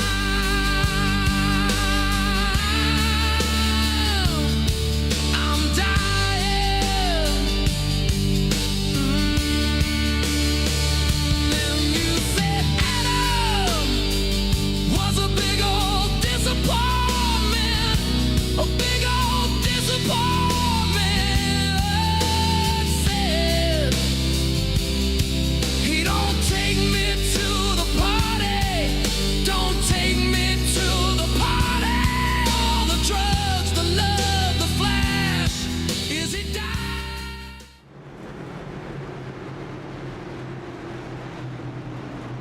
Steve Vest is getting an end-of-line penalty as we're about to go back to green flag racing. Temperatures have dropped considerably on track. It's still hot from 110 at the start to 103 Fahrenheit right now. Larson, Pendle, the front row. Larson will lead us back to green, the 9, the 6, the 55. They all round out your top 5 as Greg Maconi got black flagged, green flag back out into the air, and way back up top, getting the best arc into the corner is Cole Larson.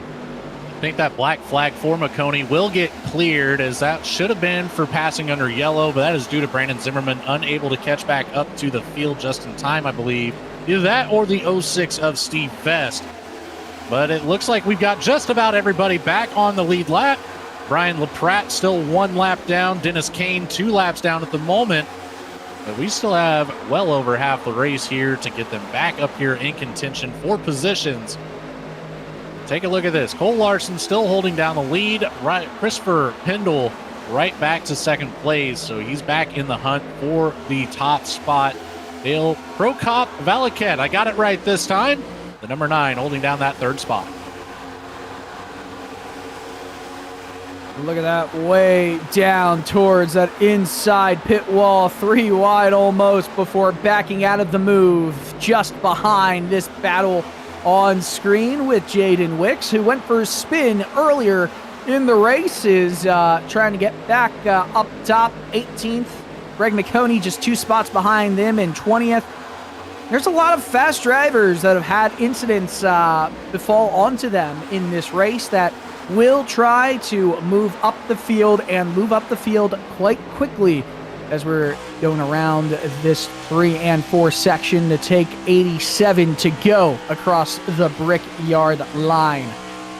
Here's something. The Brickyard line is not the actual start-finish line. There is a actual white start-finish line. See it right in front of the Brickyard as the cars go over it at speeds of excess of 190 miles per hour. Cole Larson, fastest lap of the race, and that's if that made you sad, I'm very sorry about the Brickyard fact. We love Brickyard facts here, and one of the most important ones that a lot of people might not know about. Whenever it comes to your celebration, you are not to do a burnout on the bricks. That is a big time fine and possibly even a points penalty if it comes down to it. But yeah, you do not spin up those rear tires on the bricks. 1,000%, as I think Wicks just went into the wall, just a brief kiss on the wall, not to the bricks right there. You're absolutely right about that. I cannot tell you how many times competition, as a car's going down pit road, I cannot tell you how many times competition notes and PR rep sheets and everything make sure that you do not go onto the bricks and do a burnout. You just don't. It's the original bricks.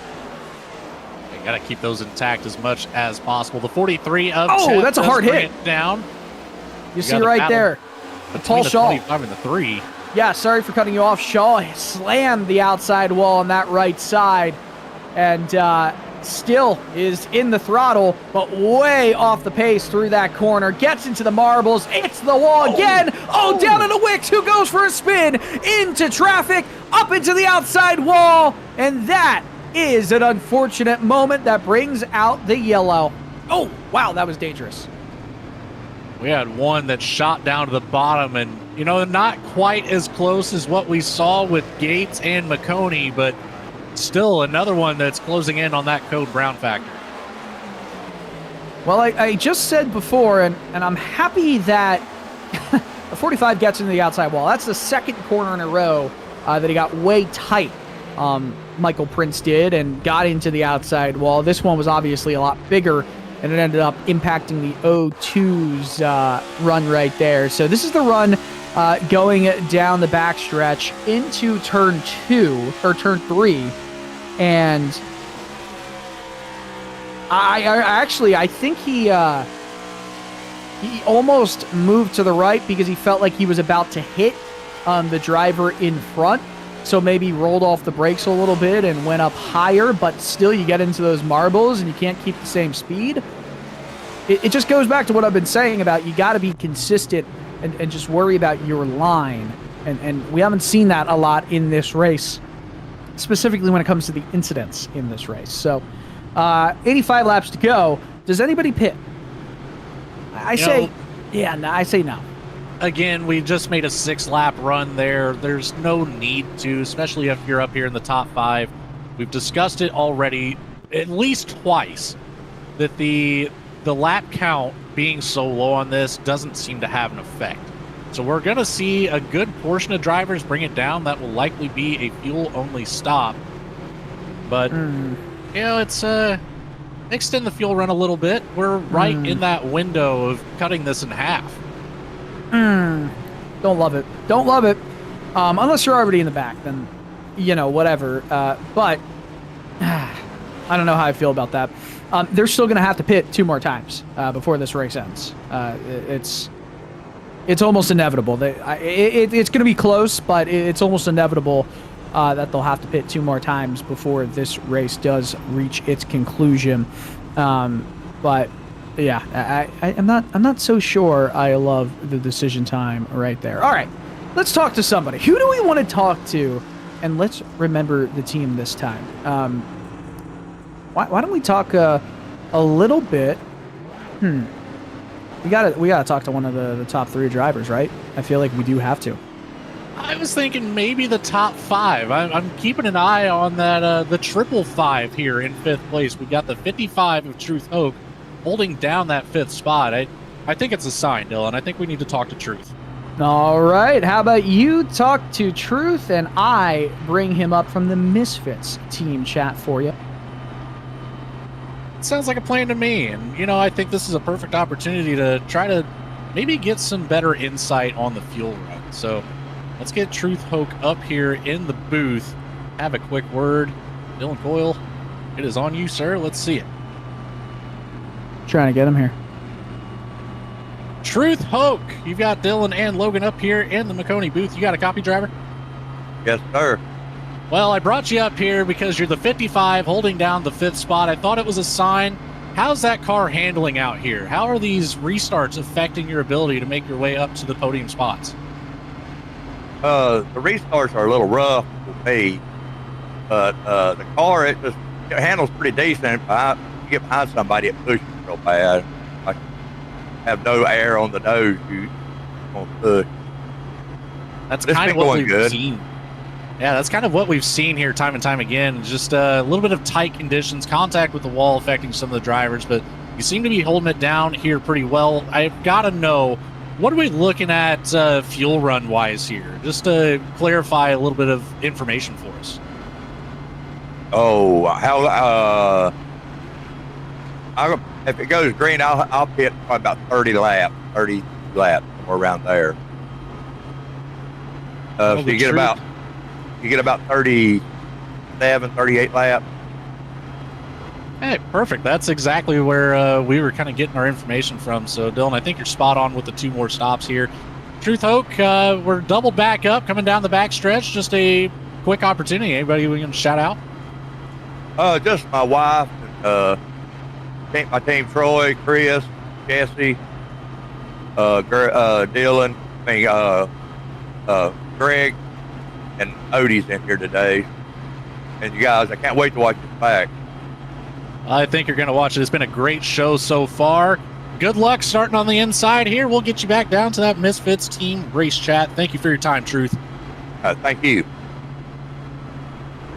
And as you see up there at the top of the screen, we're speaking the truth and nothing but the truth. 37 to 38 laps on a fuel run.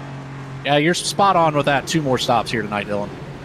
Yeah, I just thought we were only going to. I mean, it's a Cup car nowadays can go around 95-ish miles on a full tank of fuel.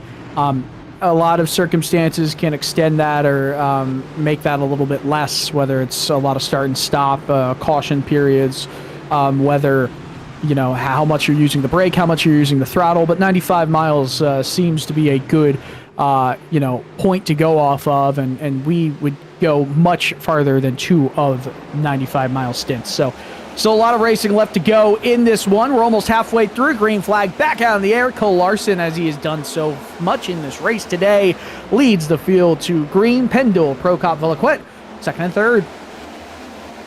You know, and I'm going to say it not because of the brother being the boss today, but I'd like to keep an eye on that 21 of Greg Maconi. You know, he started back there in the 20th position to start this race out. With the incident, found his way back to 20th. Oh, no! Oh, the 3 has spun. Yes, the 3 has spun, but off track. Green stays out. Troy Thomas down in the pits now as he gets a tow back for repairs. That is pretty much race over. Look at that. 3 wide in front. Let's see what happens here. Kind of gets shoved in the middle. The 43 of Teff comes down just a touch, squeezes him off the exit. Then the 02 of Vickers, or apologize, Wicks, not Vickers. My 02 gosh. of Wicks just right there. Wicks has been involved in so many ways that is not his fault. Wicks was there. I don't think Troy Thomas was kind of in a weird situation, right, where he had 2 cars above him, or at least 1 car that was catty-cornered with another car above that car, and just barely was Wicks underneath of Thomas, but he was there, and Wicks moved down a little bit. Thomas kept moving down, and that was all she wrote right there. So, hey, guess what? We're almost at the halfway point of this race. 81 laps to go. Just a little bit more until we get the 80 to go signal. We'll get it, I believe, right here. 100, or I should say 200 laps, or miles, goodness me, 200 miles down, 200 miles to go. Cole Larson, fastest lap of the day. And we are still setting fast times here. Track temperature still at 103 degrees on the surface, 78 degrees in the air. Be interesting to see if that track temp comes down any more as we make our way to the back half of the race. We still have an opportunity to see another fast lap or two get put down. And right now, Cole Larson has that category by nearly 0.2 of a second. Yeah, no, that's quite incredible, the speed we're seeing and the difference, especially as this perceived grip appears to kind of let off. It's not a massive let off of speed. Obviously, these drivers, they're around 12 laps into this stint on these tires with a number of caution laps mixed into it, and Pendle goes fastest. Fires back. Yeah. Goodness me, Pendle went very, very fast right there. Still 0.2 behind Larson. Oh, look at this. The 51 opened the door, and 1 moment later, Kensley Smith said, hey, I'm here, but I had to drop out real quick of that battle. Tell you what, Pendle only 5/1000ths of a second faster on that fast lap than Larson was just the lap before. You have to pretty well chalk that one up to being all over the back bumper of the 33, picking up all that draft, maybe a little bit of a back down situation to really focus on the exit speed and maximize those straightaways. It worked out for him.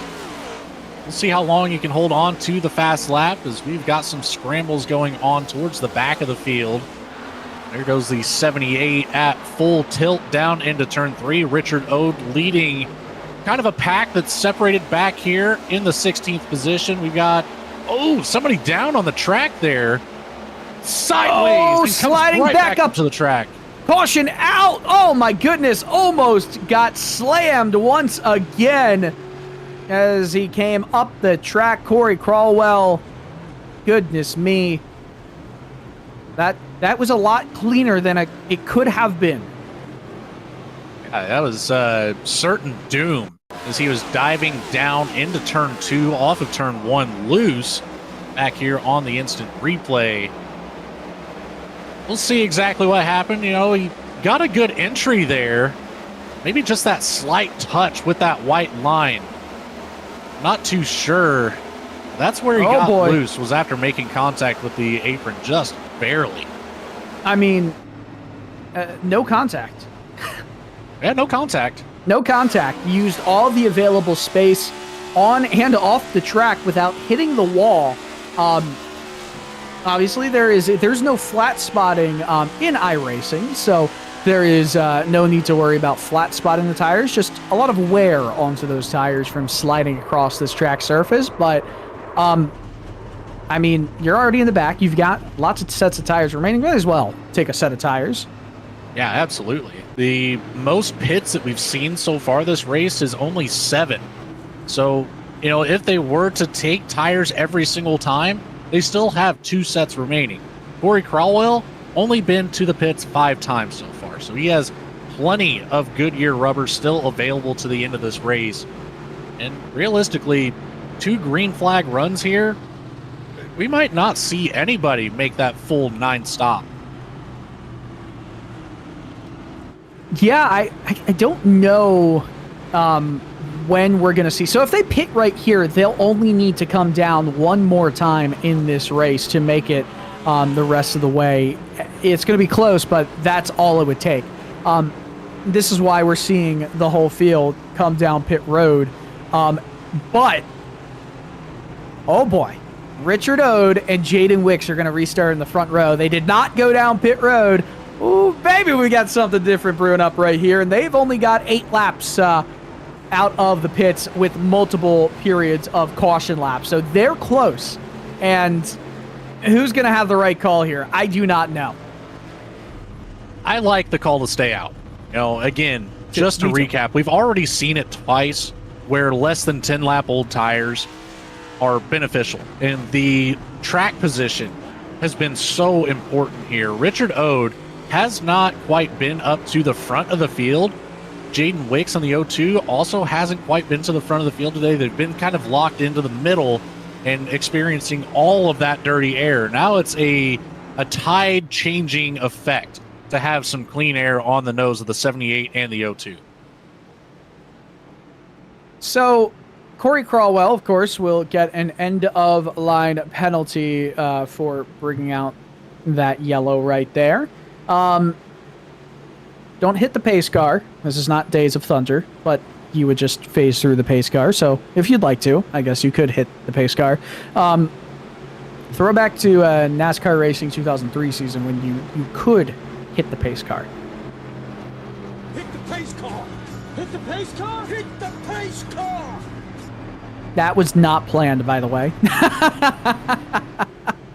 That was a fantastic job. Can we give it... look, we got to give it a shout-out to the man in the booth upstairs. Yeah, all the time. We've got DJ Lion, Ball and Cat out here, controlling the cameras, doing a fantastic job tonight. Thank you, DJ, for being here. Appreciate you putting everything on the screen for us, allowing Dylan and I something to talk about here on this fine Sunday.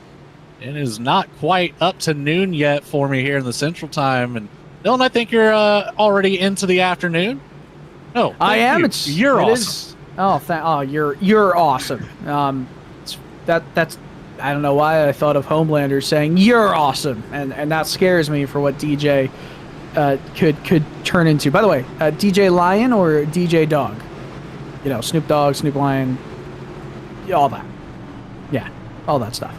Yeah, no, DJ has done a fantastic job. One of the backbones of Maconi Entertainment, and always providing us with some great productions and broadcasts to be able to be proud of. And we still have lots of time to go in this race, so we won't make DJ cry as much as he may already have been crying.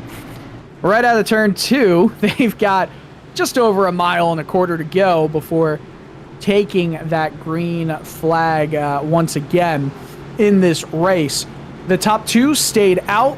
Richard Ode, Jaden Wicks. Why not? They've got tires that are 8 laps older with multiple yellow flag stints. So it's not necessarily the worst idea in the world. No, not at all. And, you know, another impressive feature here of the race, we started out with 26 making the grid. We still have 26 on the active track surface, 25 of which are still on the lead lap. So halfway through this race, it has not been a race of attrition, at least not yet. And, you know, the strategy now really starts to come into play. Who's going to flip things around and try to make that different call that's going to put them up on the podium tonight? But it's going to come down to Richard Ode in control of this restart for the first time tonight with the 0-2 of Jaden Wicks. Once he gets that connection issue sorted out, starting to the outside. Yeah, this is going to be quite interesting, this restart here. Wicks has had an up and down day, to say the least. Has been quick. We've seen the speed. Going to start on the outside of the first row. Ode to green, Ode to turn 1 with a big advantage already. Up to the outside, arcs in the 9 though. Once that second place immediately slides up, gets tight, almost makes contact with Wicks. This opens the door up for more drivers. Pendle, Lorcy to go around the outside. We're 3 wide through the middle of turn 2. Oh, goodness me. What racing action we have here. Make it 4 almost. And it's going to be a big push on the bottom. Valaket gets out ahead, 3 wide, still down into turn 3, nearly contact with the 33 in the outside car. Jaden Wicks under fire, losing more positions as this battle goes on. Andrew Teft will get around here as well. Christopher Pendle in the 94 takes up that 3rd spot, right back to the podium where we've seen him pretty well all night long. Finally gets sorted out as we come back down the front stretch. It was always going to be more difficult for the drivers starting on the outside of row 1 there, as long as they had older tires. They have to have the same... It comes down to reaction times, right? Where the control car can decide where to go, and everybody else, it just comes down to how quickly they can react to it. Well, of course, when you've got older tires, it's going to be harder, even with the same reaction time, to get the grip necessary to go into turn 1 at maximum speed. Wicks is just in 5th right now, so not the worst position, and now single file for him, so he can settle in. It's still the best that he's been up in this race so far, and especially after multiple incidents in this one, not a bad place to be. Hit to the outside wall, right in front of Gates, who splits them 3 wide, takes 2 positions in one swift move. Things are heating up here as we barrel in the 1-3 wide. Luckily back to 2 wide here, but nearly contact with the 13 and the 33. The 13 loose on the bottom. He's going to lose some positions here. Brandon Honeycutt, Kinsley Smith gets around. Greg Maconi gets around. What a sequence of events since this restart. This is the racing we've been waiting for all morning. Absolutely incredible stuff. Incredible pictures being brought to you here on Maconi Entertainment. Ode still the leader, but only by 2.5 tenths because Pendle is on his way. Oh, some contact right there. That was Hoke getting into Kirby Wainscott. That's a battle for 13th. Now Wainscott has to deal with... to the bottom. No, big hit. It's a big, massive shot right to the attenuator. The 10 gets spun out like a helicopter, and the caution comes out. We have a big incident here at 71 laps to go. That was the biggest hit that we've seen all day. We had the one on the backstretch, but that does not compare at all to what the 10 just went through. Take a look at this as the 55 pushes up into turn 3, makes a little bit of contact, and then we're just stuck on the outside. The 57 gets loose on the bottom, ends up just left hooking right into the wall, right to the pit wall entry. Dead on, square on the nose, and a big hit coming from behind. Nowhere to go. I mean, you could kind of sense it building, right? The 10, Kirby Wainscott, and of course you've got Truth Hope. There was some contact. And then everyone gets a little discombobulated. The 55 just gets way tight, way tight. The 10 is just a little bit out of rhythm right here. Still on the outside, does not have the best run. The 57 gets loose. Wow, I feel bad for Wayne Scott right there because absolutely nothing wrong on their end, and everybody else, of course, just kind of lost their heads right around that machine. Maybe a little bit of extra assistance there from the 43 of Teft to, fully send that 57 around, but it's such close quarters battling. We see here a little bit further back, and there's just nothing you can do. That closure rate is so high. There's nowhere to go. No doors open at all. Is that one, we're talking about the most narrow portion of the track. Between the pit wall and the grandstand wall, down the front stretch, that's not where you want to be caught up in anything. At all. Wow. I mean, just getting the pictures here of what happens and how quickly that 10 car went from speed to 0. I mean, it's the one thing that I love Indianapolis. Oh my gosh. Lord. We're talking about driving underneath another car. Not physically on the track. We're talking about a separation of height. We've seen that in the Indy 500. I believe Scott Dixon, Elio Castroneves, I feel like that happened 12 or so years ago. I think Elio went underneath the Scott Dixon machine, flying into the inside wall. Obviously, we've seen it with a car that looks very much like that 78 machine with Austin Dillon at Daytona 10 years ago now, having cars fly underneath. But I don't know if I've ever seen that in a stock car at Indianapolis. Now, of course, whenever we're talking about that attenuator there, I always feel like that attenuator is, it's an iconic part of it, and I'm happy that IndyCar mandated that you couldn't snake underneath that dotted line at pit road, because that was one of the scariest things. I remember back, I think it was, 2022 was the last year they had it. So I was at the Indy 522 when Marcus Ericsson won. And it was with Newgarden in 23. Right. That's how he was able to drive away off of turn 4 there. Yeah. That was the goodness one me. I was there for on the outside exit of turn 4 in the grandstands. And man, that was, it was nerve-wracking from those seats, seeing just how close it looked from my perspective of Newgarden getting to that attenuator. And I completely agree with you. That is a smart call to banish that from these series, because that is just, we saw it here. That's a hard hit even for a simulator. Imagine just how many more G-forces that would be on the human body if that was a real incident. Well, we can talk and give Richard Ode his flowers, because he had a great jump last time out. He's going to still restart from first place, and this is a nice extended period. I don't know how long it's going to last. Now he has on the front row as well Christopher Pendle. This is a big challenge for him, and I'm curious to see how up to the task he is with tires that are still 8 laps older. And we're looking at another 30 or so laps before all these drivers are able to come down to pit once again and be good for the rest of the way on fuel. We're looking at a opportunity here to perfectly split this run if it was to go green. We've got the information about 37 to 39 laps or so, and we're building up to that. I think one more caution here. Our leaders, Ode being on a 15-lap stint right now, Jaden Wicks on that same strategy. The rest of the field did bring it down last time, or this time rather. So, it's building up for quite an incredible finish for this Brickyard 400.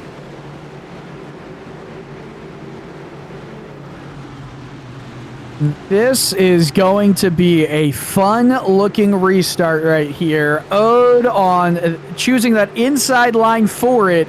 Pendle is going to try and get a big bit of momentum. Green flag back out. I think everyone was caught napping just a tad, but Ode is unable to get away as closely or as quickly as he wanted to. Now that outside line midway through that pack stacked up horribly, and that sent everybody on a fan out. Going into turn number 1, we had some 3 wide, possibly even 4 wide there in the middle of the pack. But up at the front, Pendle trying to run away from Valaquette.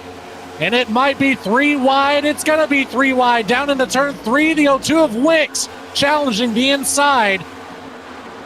Wow. What a What run. a move. Oh my goodness, what a run for the 0-2. No! Sideways. Contact! Ode! Pendle! Ode gets spar, spins out Pendle. Is he fully around in the grass? No caution yet. Oh my goodness. Wicks tries to go to the lead of this race. Is going to lead it at the line, but will we go 3? Andrew Teft wants a piece of the action here. Teft not going to have an opportunity, but with the 0-2 blinking out of existence, that nearly put that 6 right inside the back bumper. Wicks finally gets the advantage there through turn 1. Down the backstretch, he will have a decent gap here. The 78 of Ode struggling on the outside. Teft gets around. We've got a new, fresh top 2.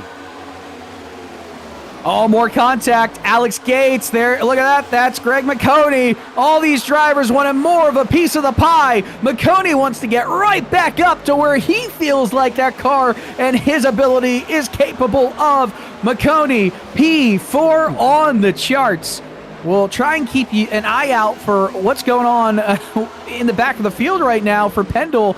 16th, 2.6 seconds back, so was able to save it, and we'll see that charge be massive for the rest of this race.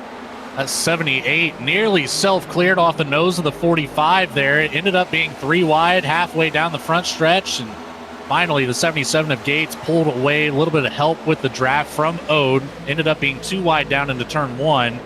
Best case scenario for that one to sort itself out before entering that corner. That could have been dangerous. We've seen those drivers there be quite aggressive. Mostly speaking about that 45 of Prince. When I say that, he's made some incredible moves here, some of which have helped, some of which have hurt, but certainly one of the more aggressive drivers in the field today.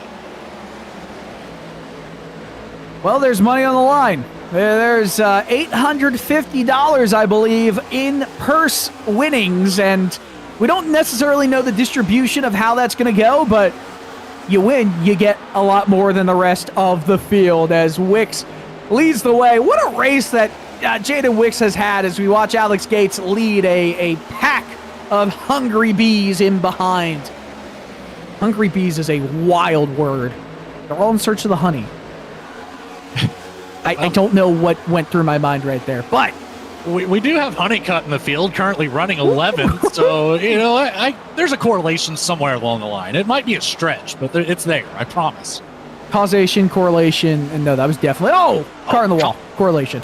That's the 45 of Prince once again, so still struggling with the exit there into the short stretch. We've seen him time and time again making contact with the wall out of either turn 1 or turn 3.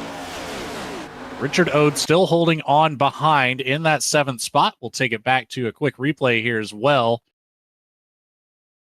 And maybe not this time. Well, I think this is right. I think we've got it now. We got it. We are about to see what happens. Or we will. 64 laps to go. Let's take a quick peek through the field before we start to get moving on one last stop as we see the 94. Oh, what in the world? Car in the grass. Pendle's like, Larson. can I just... Oh, wait. Yeah, that's Cole Larson. Oh, my gosh. The drivers we were talking about were the favorites. 2 of the 3 are right now, they're not even in contention for the lead of this race. Now, they're going to make their way back up.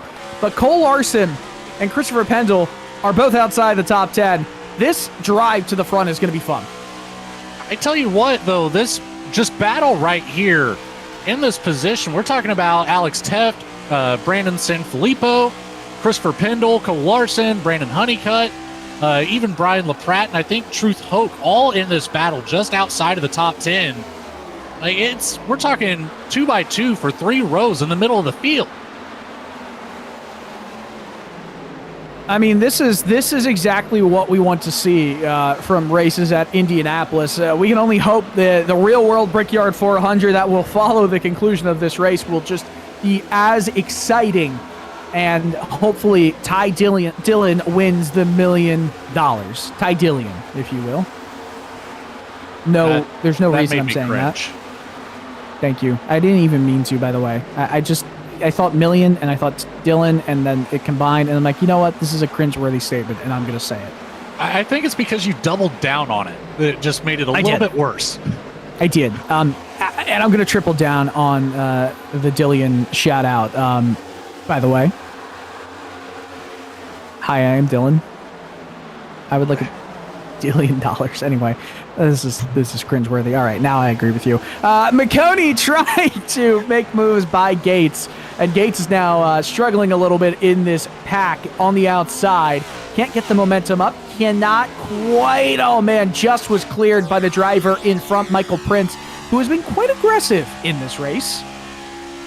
Yeah, I just mentioned that. The 45 is not afraid to make those high-risk moves. And, as I mentioned, it's worked out and it hasn't worked out so far for Prince. And now it's just about fine-tuning those moves that you're making. And, I think as we've progressed through this race, that learning curve has been met. And Prince has found his way to the top 5 for a reason.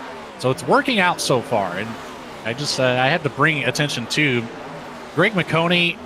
We saw him back there in the 20th position, right around the halfway mark. He started out in 20th. He made his way up to the top 5 with half the race gone by, falls back to 20th, and now within just 20 laps, he's back up to the top 5 again. So he has found something out with this track and car combination that is working, and more importantly, specifically working for him, adapting to the drivers around. I agree with you. I think that being able to adapt to the strengths of other drivers or the weaknesses, right, is a big part of racing. I feel like not enough people, not enough drivers try to work. So this is a fun thing I always like to think about. It sometimes works for you to help somebody else. So I say that say you're in the draft and you have to catch up to a driver who's a few seconds ahead. Well, just work together to give yourselves the best chance of winning. Yes, you could get in the second instead of settling for third, but you could maybe get first place if you work with that driver in second place. So it doesn't hurt to help others with the ultimate goal of helping yourself. It is a race after all.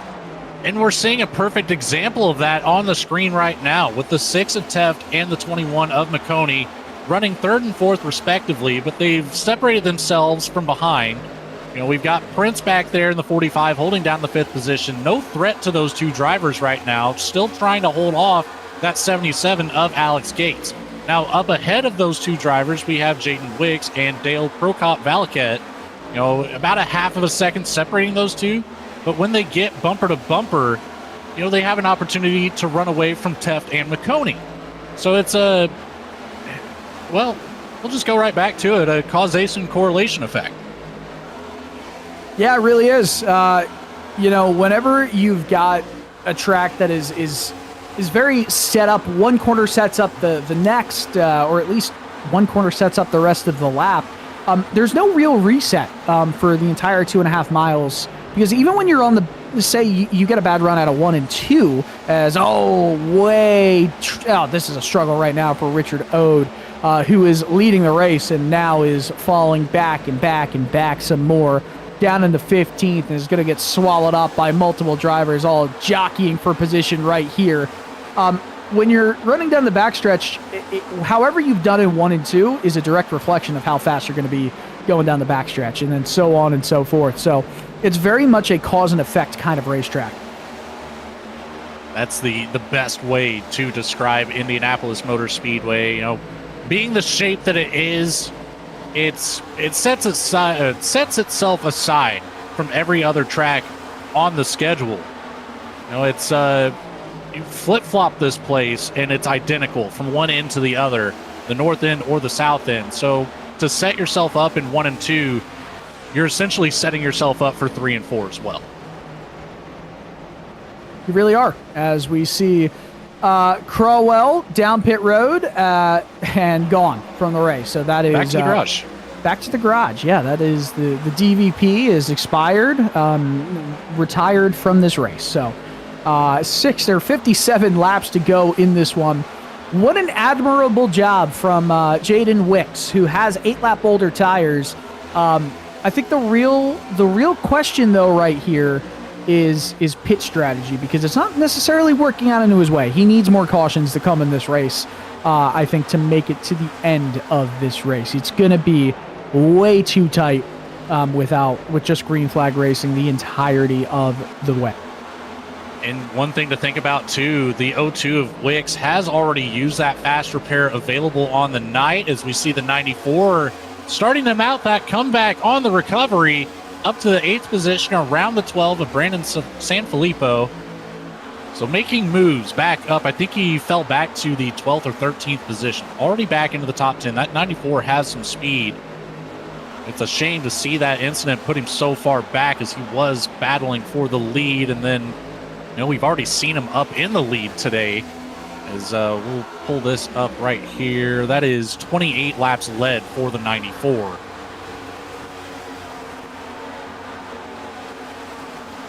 So this is a great graphic we just were showed right there. Fast repairs are going to matter. Love to take another look there if we can up in the production booth. Laps led, of course, Wicks 13, Larson 24. This is very interesting because each driver has one fast repair they can use from this race. And while it doesn't necessarily speak to how the race is going to finish for them, the aggression levels do start to potentially change for some drivers once they've already used one fast repair. Only one driver in the top 10 has used their only allowance, and that is the race leader, Jaden Wicks, who last lap time was actually 400ths quicker. I think, 400ths quicker than the number 9 machine. How about this time by?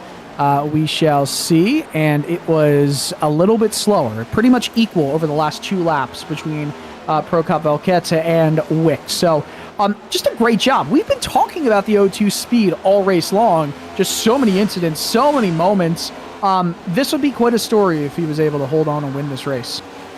That it is, and you know, I think you kind of touched on the 8-lap older tires that we're experiencing here, and Jaden Wicks, Richard Ode, we started those two on the front row.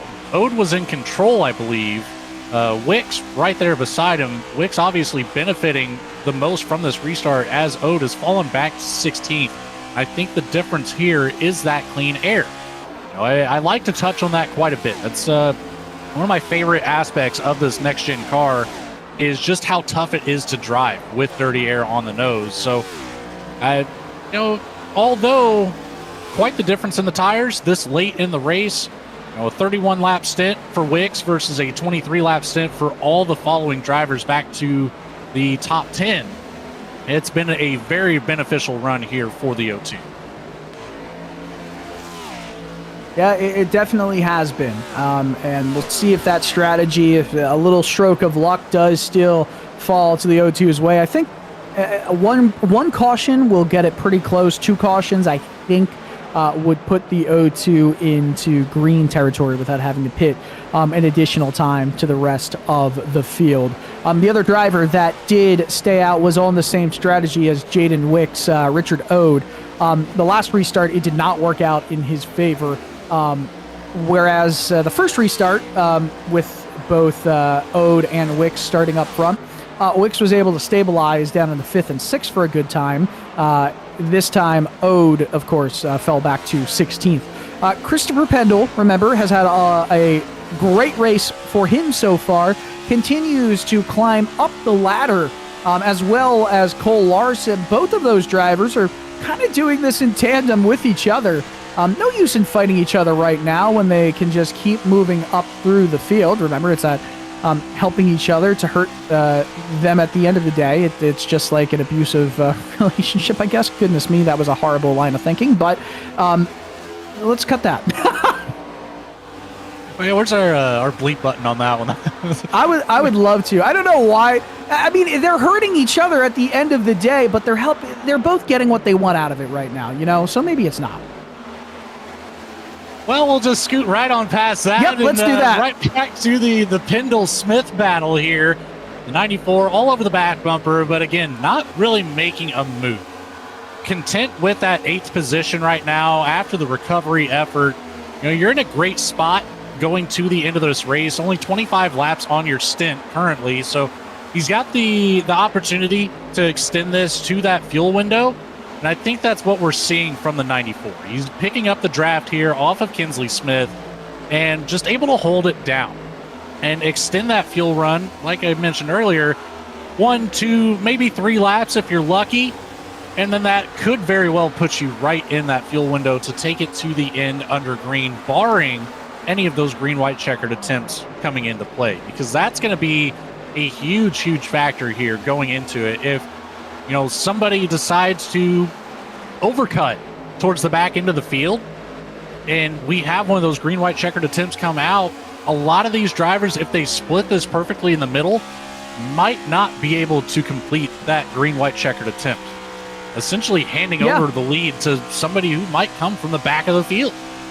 That's a really great point. And you have to think about the extra time that they would be pacing as well. Yeah, you'll be able to save fuel, but you'll still be using fuel to pace around the track. If you had to use all 3 overtime attempts, you're looking at an additional 14, 15 laps. You're looking at maybe 35%, 40% of a full fuel tank, probably a little bit less, or somewhere around there. So, Rokon Valiquette is on the hunt. The Jaws theme. I love it. He closed that gap up to about 0.4 of a second. So trying to find that line that generates enough speed, and off of turn 2, it's going to be a big move up to the back bumper now of Jaden Wicks, down to 0.6 of a second as Wicks is still battling some connection issue. Hopefully that will hold off long enough to see that checkered flag come out. This time by, coming down through turns 3 and 4. We're going to see 48 to go at the line, Dylan. We are in the closing laps, coming to that quarter of a race left. Almost 300 miles completed today. Yeah, and it's been a really, really solid race. Sometimes you can get into circumstances where these drivers at the Brickyard, they just can't put on a good show just by virtue of how the track usually is.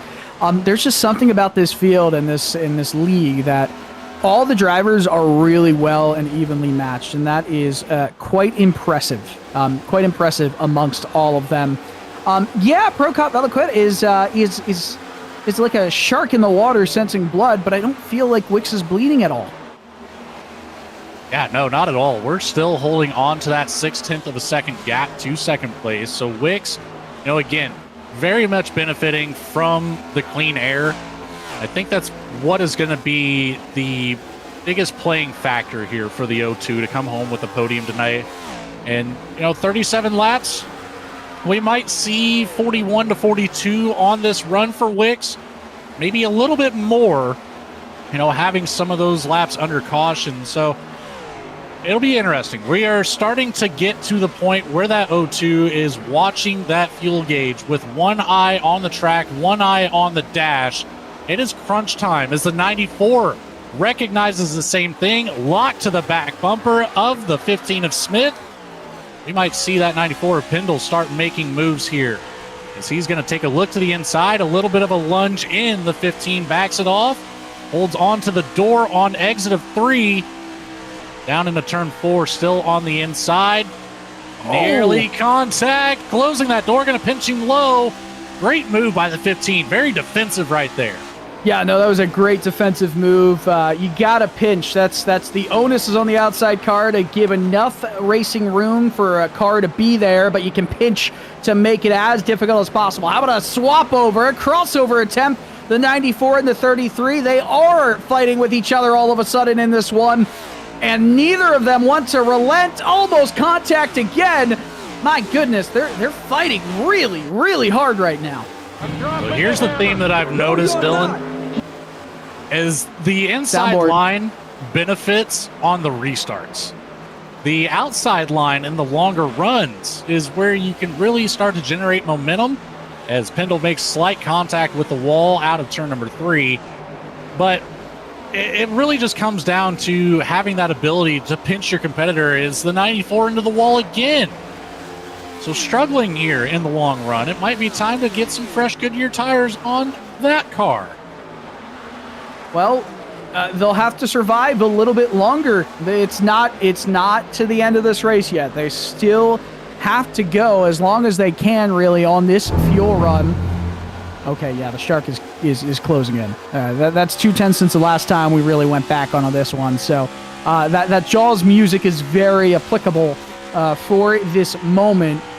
And the closer you get, it's kind of like a compounding effect, right? Where the closer that you get, yes, the more dirty air you're dealing with, but I feel like at Indy, the draft is more important, and you start to get a bigger effect on the draft. That you do, as you can see that time closing here as Pro Cop Valaquet going to be coming down into turn 1 about 192 miles an hour. So we've lost some entry speed here in the late run. But you'll notice, as you get closer, it's going to be about timing out that pass. You don't want to close, into the wall out of 2. A big hit for Pro Cop Valaquet as all that ground that he just made up will be lost. He'll fall back to 0.6 of a second instead of 0.3 of a second going down the backstretch. And what's the part of the Jaws? Okay, this is a horrible thing. I've never seen Jaws in full, which is absolutely absurd. I know. It's the 50-year anniversary this year. I am planning to see it in theaters in either next month or September when it does re-release. I want to get that experience. Yeah, let's move past the fact that I've never seen Jaws, but more so say that this is when the shark in Jaws first got a taste of its own medicine. Not completely out of danger area yet, but a setback, if you will. A slight setback, and he's still going to stay right there. Within a second is a good place to be, and after you brush the wall a couple times, you really just have to brush it off the shoulder and just play the rest of the game with the cards that you're dealt at that point. You're going to have some damage on the right front of the 9. It's not seemingly affecting the arrow as much as the 43 of Tef now working his way back through the field. It's going to get around the 12, San Filippo. Into the top 10 for the 43. San Filippo going to lose another position to Brandon Honeycutt as he's going to move around the inside as well in that 13 machine. And Truth Hope right there in the picture as well. So we might see that 12 drop back 3 positions in just a matter of 1 lap. Cole Larson with a move to the inside on the 15 of Kinsley Smith after finally getting around that 94 Pendle, starting to work their way up towards the top 5 in the closing laps as we are coming around here to make it 41 laps to go.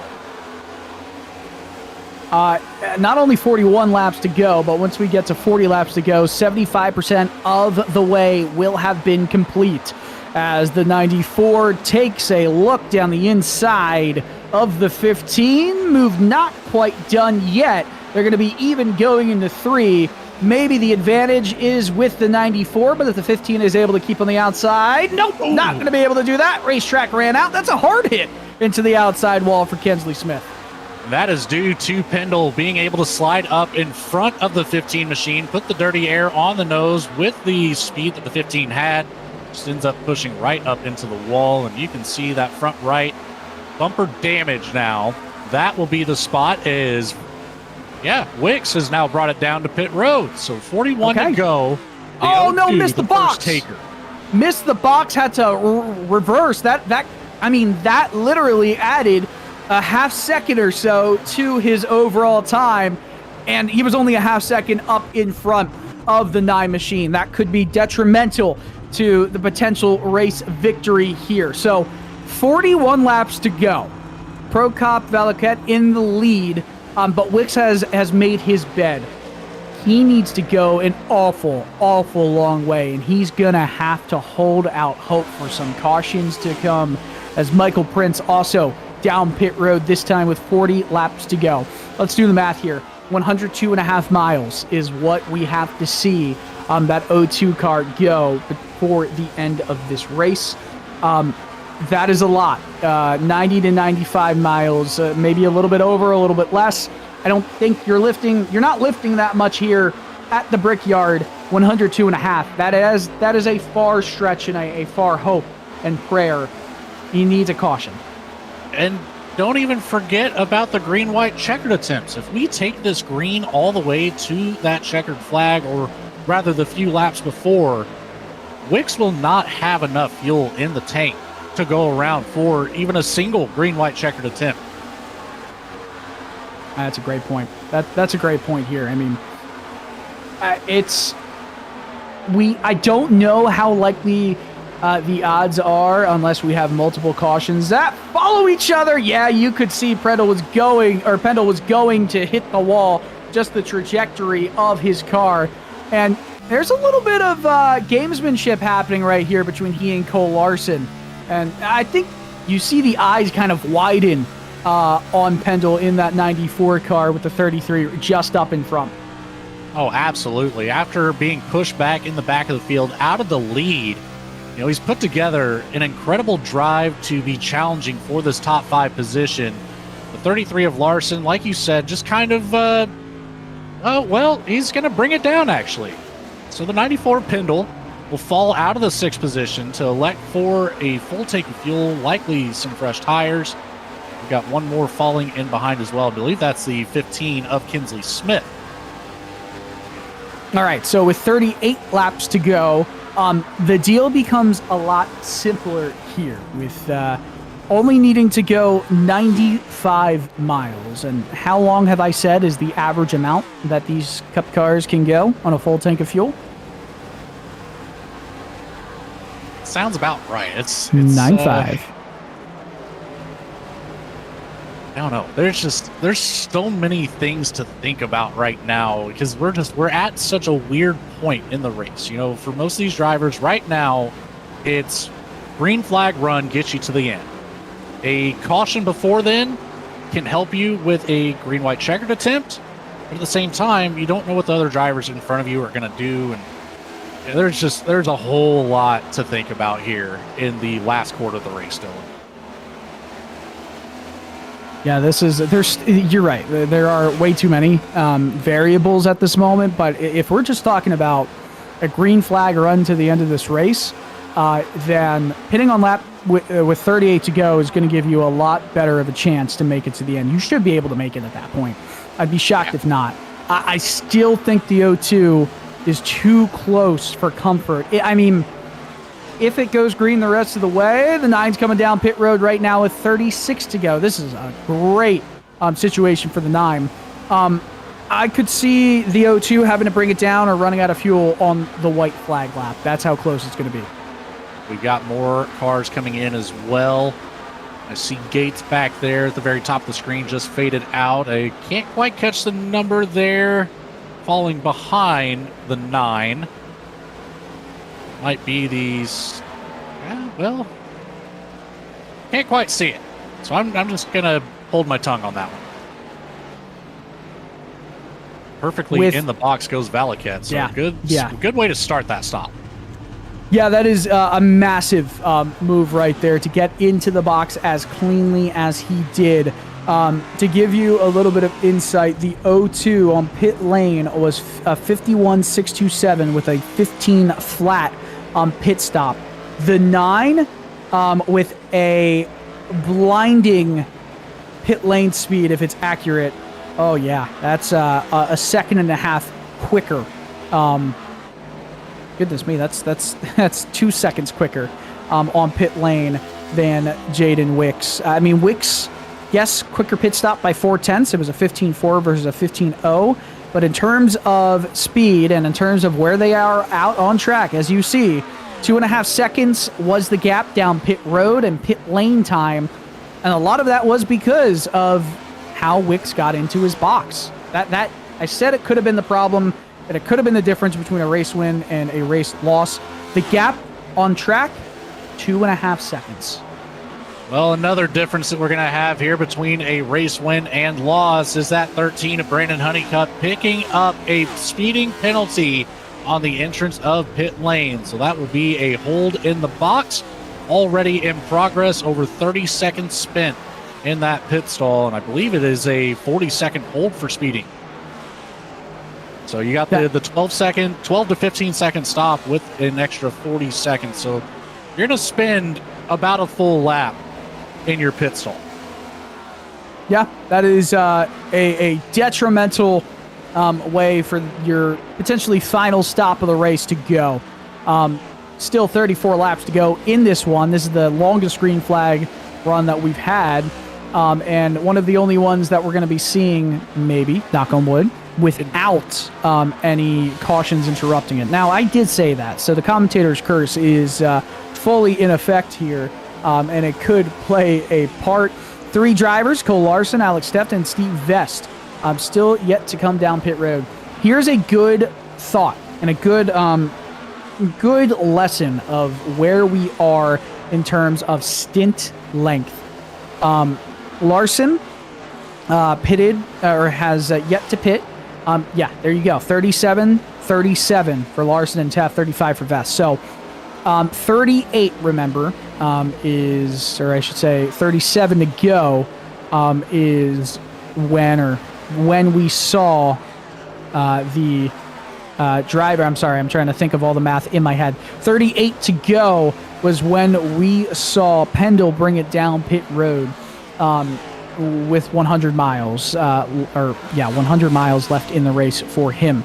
Larson is about, my calculator is on fire right now, and that is my brain. Larson is about to go one more time around here with Teft. They're going to go 39 laps on a fuel stint. Again, think about the 41 lap stint that we're going to have to see Jaden Wicks make here, and that's without really doing any massive saving right now. So this is really massive, and there's a lot of things that could happen before getting to this stop. Right after the final stop, right after if we see if Teft or Larson comes down pit road, we're going to go into a brief commercial break before getting back to racing action here. Teft into the outside wall as he follows Larson. Coming around corner number 4. How many more laps can these two do? None for Teft. Another for Larson. All right, we're going to go to commercial, side-by-side action. You won't miss a thing.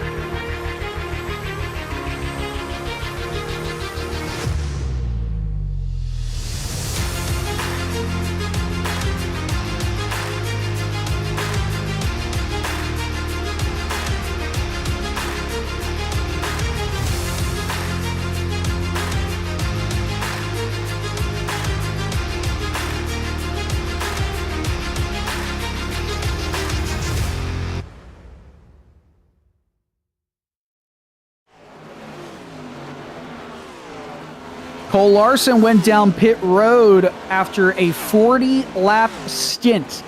And that is big news because Jaden Wicks, running in second place right now, came down pit road having to make 41 laps on a full tank work. We've seen 40 laps work. I said that I think it's going to be so close that the O2 would need one caution period and could run out of fuel on the final lap of the race if not saving. There is a little bit of a twist here, though. 2.4 seconds behind, so it's not the biggest effect, but Logan, the draft is in play. Yeah, the draft certainly is in play. And, starting out the first 10 laps or so on this run for Jaden Wicks, he found himself right in the mix of a lot of battles. So there's a lot of off-throttle time to extend that fuel cell where you're not burning as much fuel. And then the draft, in the middle of that pack. So it really comes down to the ability to save. Is right now working with some lap traffic here, picking up some extra draft. And, although 2.5 seconds back behind the 9 of Dale Prokop Valaket, still able to find a little bit of assistance around the track in terms of speed with the draft and fuel saving ability with the draft. It's help in two ways, right? But he's falling back. He's 2.6 seconds back now. He was 2.3 seconds back after that pit stop session happened for both of them. It's going to be something to keep an eye out here. The biggest movers, by the way, Michael Prince, we've talked about him a lot in this race, as well as Greg Maconi and, of course, Jaden Wicks. Greg Maconi had that incident earlier in the race. In P6 right now. Pendle P7, Larson P8. Just goes to show you how quickly things can change, where we were saying 3 front runners with 1 being right underneath the tier, but in a tier of his own, Greg Maconi. Those 4 drivers, one of them is leading the race. The others have gotten involved in multiple incidents of really their own fault that has led to them being 6th, 7th, and 8th right now on track. Well, I tell you another factor that is rapidly changing is that track temperature down under the triple digits now, only 95 degrees on the track surface for to start our last 27 laps. And, that could be a big deal here for some of these guys that have liked to have been more aggressive, like the 45 of Michael Prince. That's going to allow a little bit of extra grip. If he needs to send it into a corner, might be able to make it stick a little bit better, especially as this cloud coverage comes and goes. You can see right now down in 1 and 2, we've got some shade on the track. Now at the north end in 3 and 4, you're going to see this track brighten up. So that also comes into effect here. Having such a wide track from end to end, you have different surfaces that you have to navigate. So you see it right here on board now, halfway down the backstretch. We've got full sunshine down in turn 3 and 4. So we do have a hotter track surface down there that you have to keep in mind versus the south end of the track in 1 and 2. However, the average of the temperature is ridiculously low compared to where we started. It's dropped 15 degrees Fahrenheit. It went from 110 degrees Fahrenheit at the drop of the green flag to right now 95 degrees Fahrenheit. And there's no mountains around Indianapolis. Wind just blows in. And I can tell you for absolute certainty how hot it was for most of the day at Indy yesterday. And then once the rain and the clouds started moving in, how cool it got in comparison. So it can change quite rapidly as Gates smacks the wall on the outside of turn 2. Alex Taft wants to make a run into the top 10.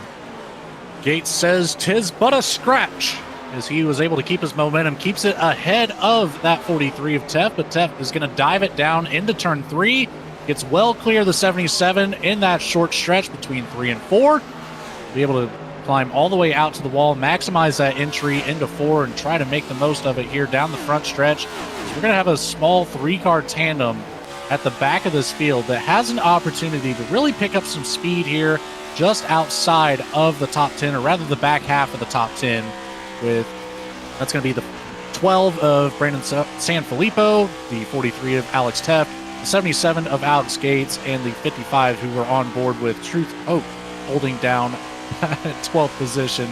The truth will set you free. That sounds like a bunch of hokiness right there. Ha. Truth hoke. I really hope you can do the hokey pokey and turn yourself around from that one. I really can't. That was good. That was good. You turned this broadcast around with those few words, and I appreciate you very much. And I'm going to just keep on moving through. Thank you for the claps, and thank you for the hands. Very nice.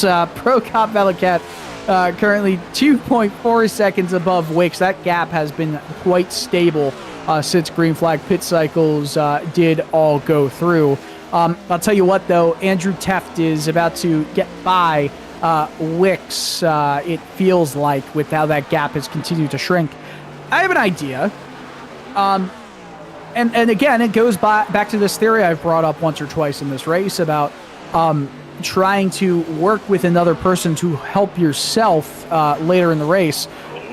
Wick should let, and does let, Teft by. Use the draft, get a bigger run, use less fuel, try to make it to the end of this race. Maconi down the inside of Smith, while Pendle says, I don't know which lane to choose, so I'm just going to go into the draft and maybe send it 3 wide. No, not close enough. They're banging bodies right there before going into one, still neck and neck, door to door. Opens up the inside, not enough for the 94. Still, you could put a bit of card stock in it, would maybe fit in there, but no more, no less. I tell you what, though, the 94 of Pendle has been trying to get around this 15 for about the last 30 laps. Pendle has not been able to get around. We saw a couple drivers like Michael Prince, Jeff Maconi able to complete that pass, but the 94 still trying to make it work as he dives it down to the inside, gets door to door with Kinsley Smith, but again, just getting pinched off of the exit does not allow for Pendle to get the run that we need to see that 94 get back in front. Side by side drag race down the front stretch, door to door. You can't get much closer than that. Do the do.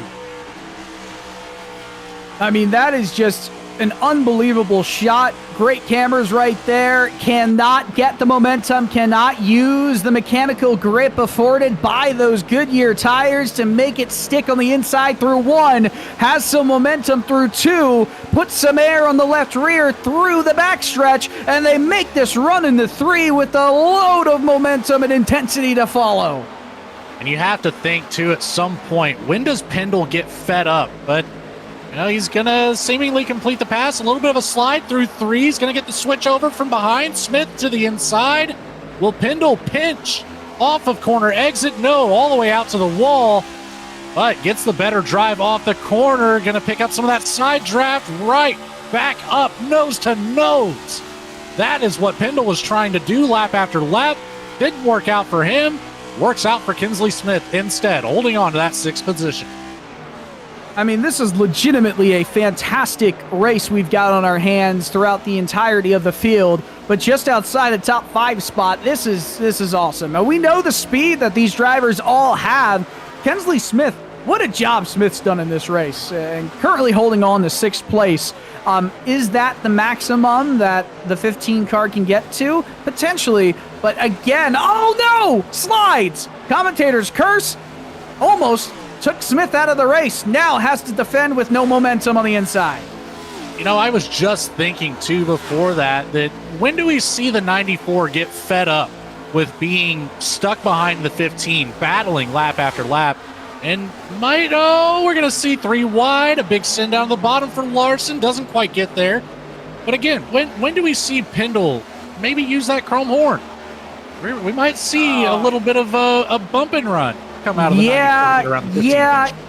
I just don't know about Indianapolis having that bump and run.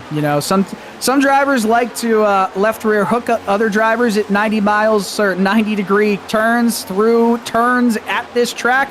Others like to block, and that is exactly what we're seeing through Kinsley Smith. Middle 3! Talk about craziness. Don't do what I'm just talking about. Don't do it. Please don't. My goodness, that was door to door through 3 and 4. Not the hill you want to die on.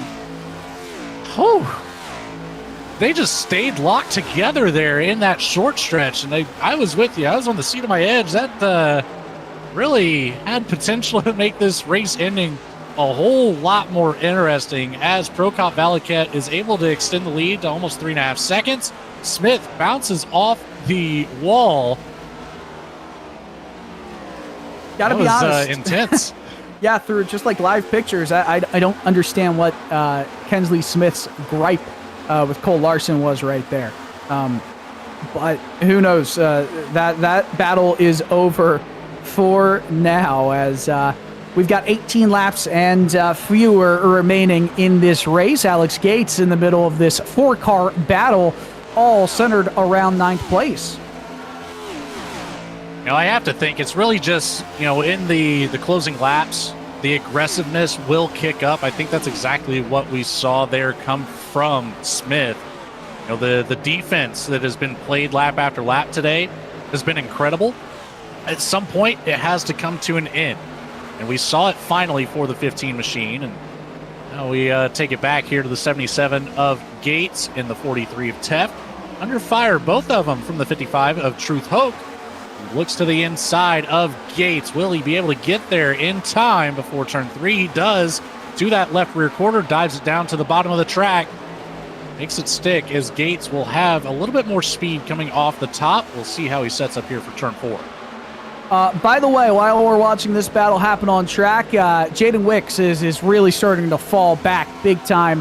Pendle is right within his grasp right now, and on top of that, Larson is too. And if it continues falling back, Wicks could be into the clutches of Kensley Smith. Oh my gosh, Pendle!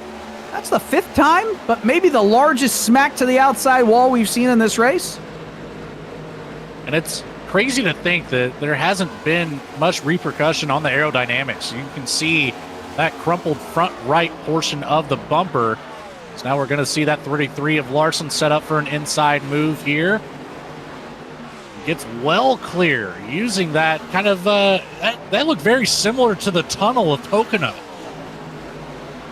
Yeah, you know what? I mean, it's almost like Pocono has some similarities to Indianapolis. I don't think the tunnel turn is left turns and mac and cheese. Name a better duo. Mac and cheese and anything is a great duo. All I'm going to say. I'm trying to think of one. I almost want to incorporate potatoes, but we're not in Idaho, so I don't know. Corn. I know there's a lot of corn in Indiana. It's corn. Turn 2, by the way, the tunnel turn at Pocono is modeled exactly after Indianapolis corners. So now that's massive to think about in terms of if it feels like Pocono, it's because it's probably Pocono. It's probably Pocono. This reminds me of Pocono Raceway. Is it one of the 3 tracks Pocono Raceway is modeled after in its corners? And one of those tracks is defunct right now, Trenton. So there you go. I figured we hadn't quite brought up the similarities for some of the tracks on the surface or on the service and the NASCAR schedule to what Indianapolis has shown us today. So I figured that was a good opportunity there in the closing laps of the race to bring up that extra little fun fact. We started off the show with 2. We got to end it at least with 1. This race has been quite electric, but unless we've got a caution or a complete change of fortunes, I think in terms of P1 and the winnability of this race, Pro Cop... Oh my gosh, talk about it! Yellow flag is out! Caution, commentator's curse, you say it all, it happens. We haven't talked about Brandon Sanfilippo a lot in this race. He was running well at the end, but now he's got to go down and get some damage repaired. I don't know if you noticed who else was caught up in that, but that was the 15 of Kinsley Smith, who was in the grass, throwing up all the debris on the track. Back here on the instant replay, we'll take a look. First, we'll see what happens here to the 12 of Sanfilippo. Back here, a little bit behind, as you can see up ahead, just tried to cut the exit there a little bit lower than normal. Goes down to the bottom of the track, hits the apron, gets sideways right back to the outside wall. There's the 43 of Teft involved again, and that 15 of Kinsley Smith. My word. This is going to be quite the incredible finish to this race. And I mean, what was that? That was just over aggression right there from the 15 to try and cut the corner, but that's grass. That's a rough way to bring out the caution and put your race on the back foot. And I get it, right? Like Smith feels like they've been losing some positions and just struggling for speed. And you start to get a little bit over aggressive. You think a little bit too much. Less goes off of, look at this miss for Gates. Less goes off of intuition. More goes into just, I have to think about how each corner should go. Hopefully a restart there. But Pendle gets an EOL penalty, and I have questions. Yeah. Everyone, by the way, coming down pit road. This everyone can make it now. And honestly, this is exactly what Jaden Wicks needed for this race to still have a shot to win. Larson and Pendle both, I think, are going to stay out here. I'm not quite sure who else. No, it was the 10. So we've got the 10 of Kirby Wainscott, who's going to stay out with Cole Larson. So lap that'll down. be our lucky Wainscott, dog recipient. Yeah. Jesse Fox, I think, 2, but I'm not sure. Jesse Fox is 30 seconds back, yet to pit. Yeah. Well, there's a lot of things to talk about, and we'll get going back to green with under, I believe, 10 laps to go at Indianapolis. We're going to take our final short break of the event. You're watching some Racers Elite Brickyard 400 action brought to you by Family Traditions RV Rentals.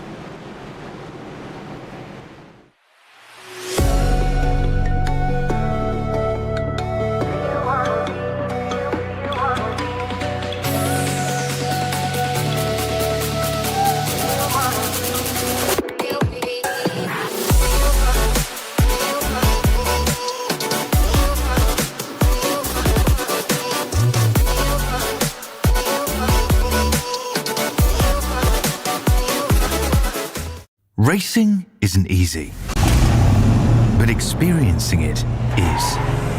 iRacing puts you in the driver's seat with the industry's leading sim racing game. Drive on laser scan replicas of the greatest racing circuits from around the world. Go head-to-head against other drivers chosen by skill-based matchmaking to ensure competitive racing at every level. Compete across all your favorite series. In officially licensed cars, engineered to deliver the most accurate driving experience possible.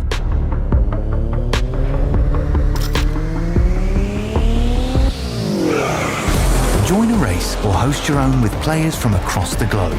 Race against the computer or in a league with friends. Feel the thrill behind the wheel. Visit iRacing.com.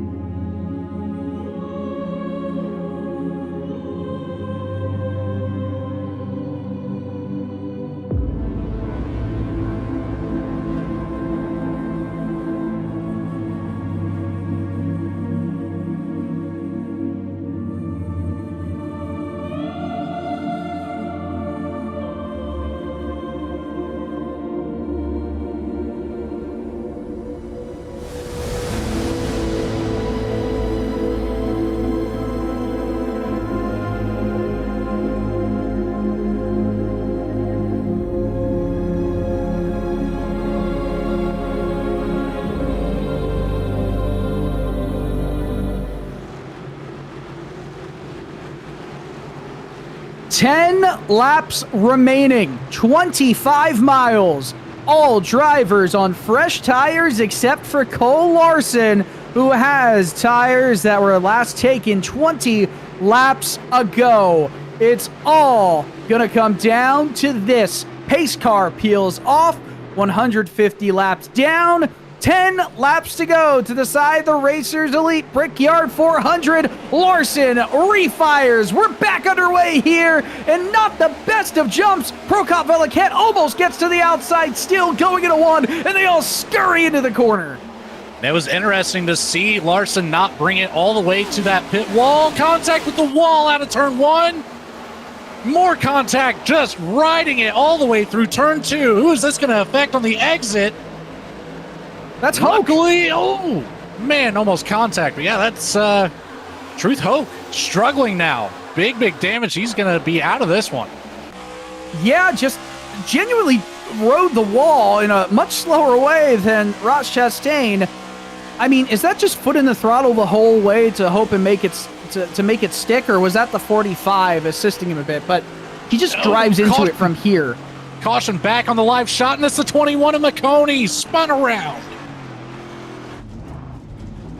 Oh man, what an unfortunate scene to get back live to, but it just sets up a crazier restart. Cautions breed cautions, and we're going to see more of that. It just helps Larson out a little bit more with 18 or 19 lap older tires. Oh, that was Wicks, wasn't it? Innocent bystander, the 21. Jaden Wicks up into the wall and just gets into that right rear. Take a better look here. Just nowhere to go. Yeah, I wonder what happened. Like, I'd like to see that one more time because I don't know. I like to put blame in Wicks percentages. just got tight. Yeah, and did he any bounce contact, off? I don't think. Well, Wicks is ahead. Maconi drops back in line. Wicks gets tight, doesn't hit his marks in the corner. Hits the wall, bounces off, and it goes into the 21, and that's all she wrote. Okay. I hate to cut you off there, but we've got issues under caution now, too. Greg Maconi and the 55 of Truth Hoke get locked together under caution. Truth Hoke had nothing to do with that incident. So what happened earlier? I don't think it was retaliation by any means. All right, but let's see what happened with Truth Hoke. Whoa. Oh, Maconi just coming in hot, locked him down. What? That Can we? Similar to the pit road incident. We just did not realize just how not close he was catching up. Yeah. Yeah. Hoke has been has had a whale of a past lap and a half or so. Yeah. That's unfortunate. Locked up the tires and locked up the brakes, I should say, and that is a rough way to go. Jaden Wicks with an end of line penalty right there.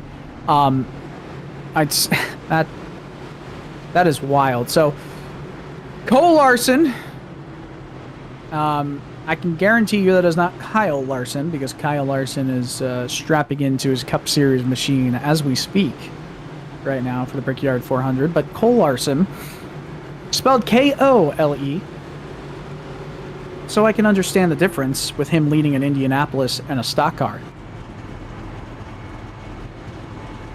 Well, I don't know. I'm inclined to talk to Cole Larson, but at the same time, this is the point in the race that you do not want to disturb the focus that these drivers have. So as much as I'd like to get some insight from the driver that's on the oldest tires and the most obscure strategy in the field, I just, that's bad luck waiting to happen. I don't want that broadcaster's curse to come back on me. Yeah. Nope. They're focused. Their heart's racing. Let's let him be. And our producer is calling us wimps, and we're not gonna take the bait here, DJ. Probably gonna go on a soundboard. Well, we'll find out here in a couple seconds, I'm sure. He's thinking of something now. He knows he has to. The producer of the day looking to stir up some drama here in the final laps of what has been. There it is. Yeah, no, Spicy there meatballs. for sure is. It just goes into what we talk about in the Maconi Entertainment chat about producers not being cool. But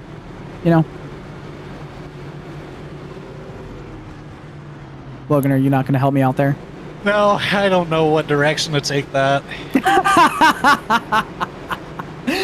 Oh my gosh. No, we do love our producers here at Maconi Entertainment, but we all like to have fun and mess with each other. It's kind of like a really very narrow and short wall between producers and announcers here at Maconi Entertainment, where it's like we have to put the line in the sand we have different roles, and we have to laugh with each other about those different roles in the broadcast. So always have to enjoy that for what it is. So let's get back into race mode, because we're going to go green flag racing here with 6 to go. And don't worry, there's no storms in the forecast, at least in the virtual Indianapolis Motor Speedway. But there's a lot of clouds, at least on that portion of the track in 1 and 2. Great shot to see the sun and where it's affecting. It's actually moving over. The clouds are... What a cool shot. The clouds are leaving the 1 and 2 area, so the sun will shine in 1 and 2, it looks like, in short manner. Track temp, it's dropped again. Almost 20 degrees from the drop of the green flag originally. And, not to mention, I'm pretty sure I saw the track temperature spike all the way up to 116 degrees at one point. So a lot of fluctuation this race, and it's crunch time. These drivers now with the cooler track surface are going to be a whole lot more aggressive. I would expect, honestly, with the aggression level that we've seen already, that 45. I've got some eyes on Michael Prince right now to be up here in contention for a race win. 6 laps to go once we get restarted here. Pace car with a late dive to pit road. Cole Larson, will he be able to hold on? Will it be Dale Prokop-Elkets? Will it be Teft, Prince Gates, or anybody else? Let's find out here. Green back into the air, and already Larson with a 1-car length advantage heading into turn 1. A beautiful arc. We'll see the run he's able to make through the short chute. And Larson doing a great job to get on the loud pedal, controlling that wheel spin as best as possible. It's shocking to me that, in control on the inside line, he doesn't bring it a little bit closer to pit road or to the pit road wall to try to defend from any drivers taking a look to the inside. Big moves for third place. There's some of that aggression from Michael Prince. Andrew Teft holding on to third. And we've got drivers in the grass. Big hit. Big hit. This is goodness. A massive wreck. A big one, if you will, on the 2.5 mile Indianapolis Motor Speedway. Paul Shaw with a meatball flag. Was Maconi involved? May have been, coming from the... Maconi was the one in the grass. Oh my gosh.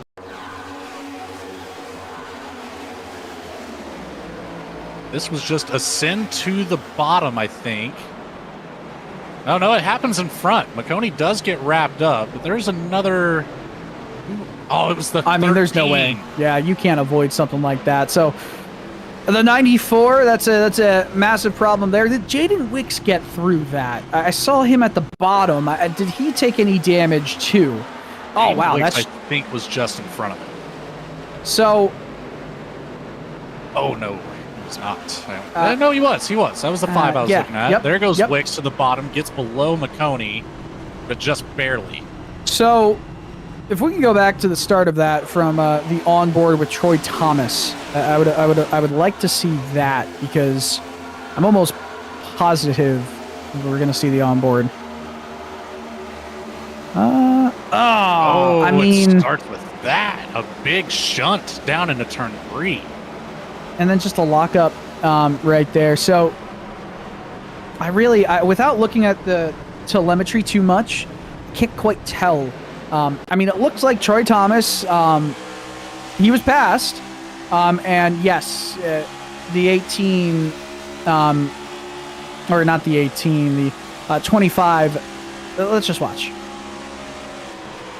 So the 25 kind of maybe on the brakes a little checks early. Up. Yeah, but made a move under braking. So by, if this was a different series here, IndyCar or an F1 style open wheel event, that's braking movement under braking is a penalty. Yeah, but you can argue that he was Yes, but he was also going into the corner, so was he starting his cornering a little bit early? You're right that that is also a penalty. Here's on board Wicks. See how he gets through this. Oh, great awareness. Great heads up. Oh my gosh, with a little bit of luck. Sometimes, listen, that is a perfect analogy for, you know how the saying, you got, like, luckily the door opened for me? No, sometimes you got to make your own luck. Let's combine that into a saying of you got to put yourself in a spot where when the door opens, you can walk right through it. And that early braking, that early recognition of the wreck happening in front for Wicks led to him having a door open and literally driving right on through it to avoid that wreck. I'm so glad that you wanted to touch base on that because it's such a big deal. You know, you get on the iRacing service, a lot of times you'll have different series that are more prone to a not so favorable term of ARCA braking. And that was the exact opposite of what we saw there. And it makes sense being in the next gen car. Besides the point there, the O2 of Wicks, great recognition there, gets on the brakes early and just snakes right through it. That was nice. Unbelievably impressive. Unbelievably impressive job, and it gives him an opportunity to get up from 12th on up through the field. I think we'll go back to racing with 3 laps to go. Let's see. Will the lights turn off once the pace car crosses the line? It's not going to be an overtime finish. It will either be a natural green, white, checkered or 3 laps to go. Are the lights off on the pace car? Cannot quite tell. It looks like they're doubling back up. So, yeah, yep. Pace car lights are off. This will be a natural green, white, checkered as we will take it back with 2 to go. And the storybook ending that could have been for some of these drivers, it's falling apart. Yeah. So now we've got Larson and Prokop Velikat still, up in front. Unfortunate directions with how the race has gone for the driver in the 94 and Christopher Pendle and the 21 and Greg Maconi. So 2 of the 4 favorites, I would say, are out. And yes, this is non-GMO. This is all organic, and this is not a green, white checker. It's 3 laps to go, or 2 laps to go here. And I lied. It is 2 laps to go. I am dumb. I am Charles Leclerc. I am stupid. It is 2 laps to go. Once we get back to green flag racing, I don't think sometimes. Anyway, 2 laps to go here. It's natural. It's non-GMO. It's all organic. Who you got here? I'm still liking the looks of that 45. Michael Prince, the aggression has been there to make that move that some of these other drivers might be uncomfortable with. The track temperature is in his favor to make something happen and make it stick. So, in starting out in the 4th spot here, you're going to be on the outside line, row 2. It's a good place to be. You've got the draft in front of you. It seems like in these longer runs, the outside line tends to prevail a little bit, getting more momentum off the corner. So I think I'm going to lock in my pick on the 45 of Michael Prince. Michael Prince. That's what Logan says. Will we get back to a white flag? I'm not so sure, but once we do, the next flag will be the checkered.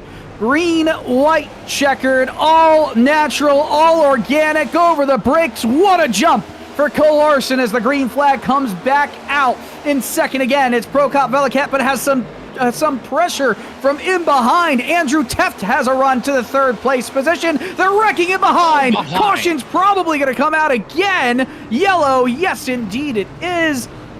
That is a green, white, checkered 1 of 2 coming up. Or 1 of 3 coming up. 55 of Hoke wrapped up in it again. I believe that's the 78 of Richard Ode, who was just ahead of him, got wrapped up in it. I think everybody else was able to make it through cleanly. Maybe some slight contact throughout it all, but take a look. It's the O2 of Wicks. Just the aggression level in the late runnings here. That's what started that. Yeah, let's see. Here's on board with Wicks, who is now in the 10th position, by the way. So he keeps being the benefactor of these moments. He's going to get sent to the back of the field for causing this caution. That'll be an EOL penalty for certain on the 0-2. Because he just completely drove through the 55 Truth Hoke. He did not like the truth, and it showed. Oh my gosh. Yeah. He couldn't handle the truth. All right, Jack Nicholson. We'll stop. I have seen a few good men. Not You Jaws. haven't seen Jaws, but what has this broadcast been today? It has been chaos. It has been fun, at least on our end. We hope that all of the viewers that are watching on the Maconi Entertainment channels, as Jalen Wicks does get a penalty, are enjoying this. I saw at one point on YouTube at least 40 concurrent live stream viewers, so that's always a beautiful thing. If you're watching right now, give us an indication. Give us your pick on who you think's going to win this race in the chat. We'll try and talk about your picks later on. And Jaden Wicks is black flagged, and is this different than an EOL penalty? I mean, it's just going to send him to the back of the field at the end of the day. You know, cause of caution will always put you at the back of the field. We're still going to have, I think the 69 of Jesse Fox works his way around for the lucky dog, and that'll put him at, I think, just one lap down once he gets around. So maybe another green-white checker might get him on the lead lap and battling for position, but he'll be the first one a lap down, and then it's 4 laps down for Brandon Huntington. So there's a lot that can still happen with 2 green-white checkered attempts left. We could see the entire field get wiped out and Jesse Fox back on the lead lap and takes home a win. Indianapolis can be that crazy. It can be, and it usually is when cautions breed cautions. I mean, the real question is, will we make it through 4 corners to get back to the white? Once we get to the white, anybody can wreck anybody, and we're still going to go green until the end of that race, until we get to the checkered flag, which that's the hope here, right? We've got 3 attempts at a, I don't like saying artificial, but it is overtime. It is green-white checkered. The race has been extended. And here's another thing. If it extends too much, I don't think we're going to see any fuel troubles, but the only person that is close to have any fuel troubles in that case is Cole Larson. Larson is about to complete 31 laps on a 1 tank of fuel. Of course, has been pacing around for those laps, but Larson in the lead of this race has to go at least 2 more laps at full speed and more. So we've been being asked by our producer to chat with Cole real quick, but I don't think we should. I still say no. I still say no. Stand on that. It is 2 versus 1, and we all know that 2 versus 1 is a beautiful advantage to have when it comes to deciding who to speak to and who to not speak to. And he sees how it is. And I appreciate that he sees how it is. So Cole Larson needs to make it 34 laps on a full tank of fuel. He made it 40 laps on a green flag run full tank of fuel earlier in this race. If we go to a 3rd green-white checkered, could he be in danger?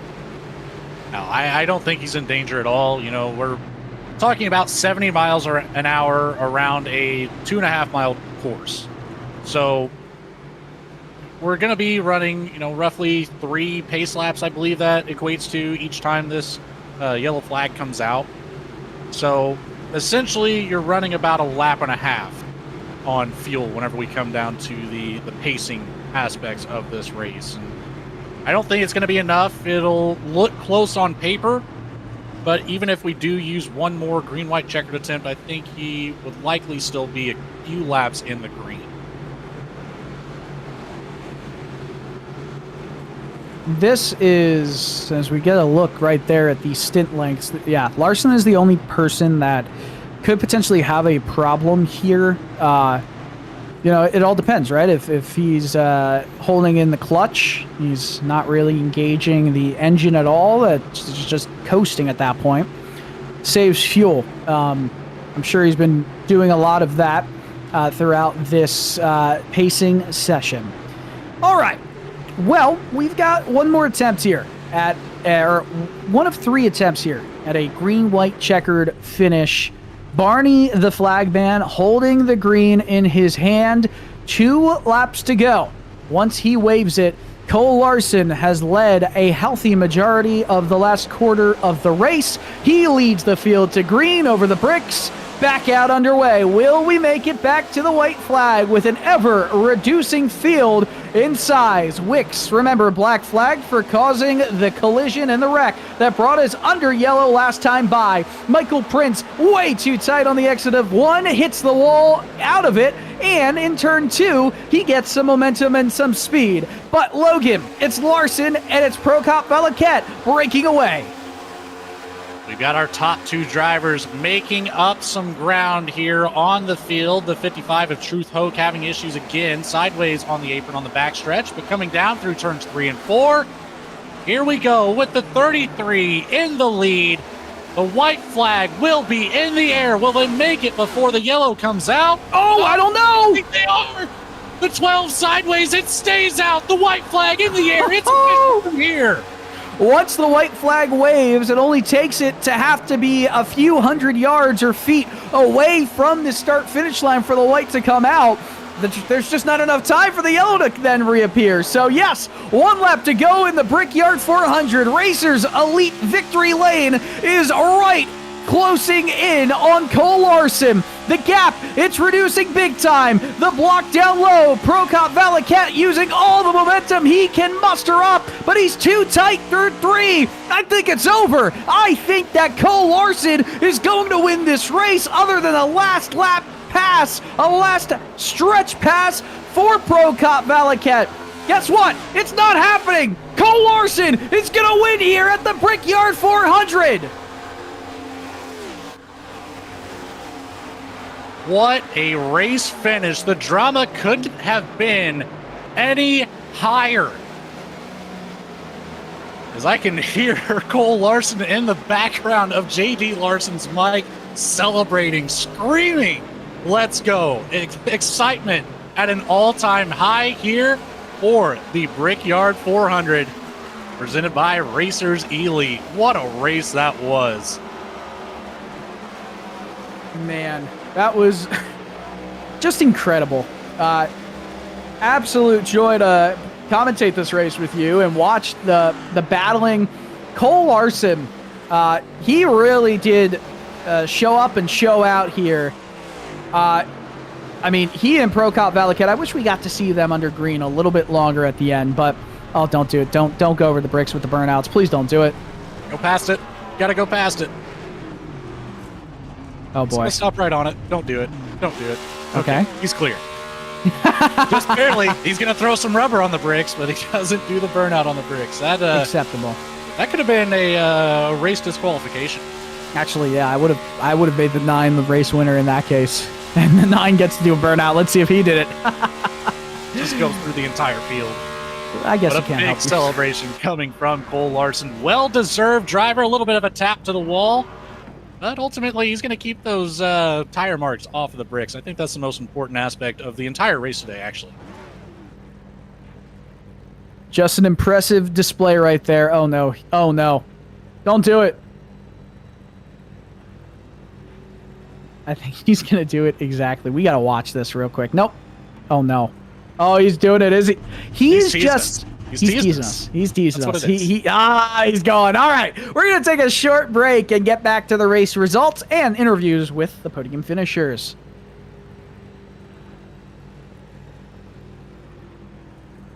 When you want to be the best, you can't settle for the rest. For anything on iRacing, there's just one name you need, Maconi. With the launch of Maconi Entertainment and Maconi Competizone alongside Maconi's Setup Shop, we now provide the best of the best in setups, paint schemes, coaching, broadcasting, and event organization. With cars across all 4 license classes, we have what you need to hit the track with confidence.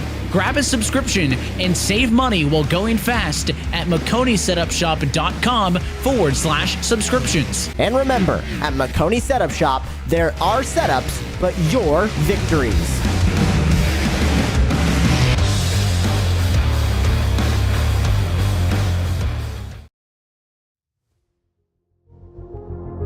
Back at virtual Indianapolis Motor Speedway, and what a race Cole Larson has taken the checkered flag. Let's look at the results after one overtime finish. Cole Larson wins it. Dale Prokop, Elliott, and Michael Prince. 1, 2, 3. We'll talk to hopefully all 3 of them in just a few moments. Andrew Tepp, Kensley Smith, your top 5. Alex Gates, J.D. Larson, Kirby Wayne Scott, Troy Thomas, and Brian LaPratt in your top 10.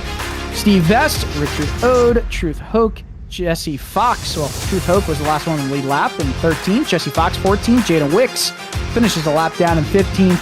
Brandon Sanfilippo, Brandon Honeycutt. As Brandon Honeycutt's where it starts to get really bad with the incidents and where they finished in terms of the ultimate checkered flag.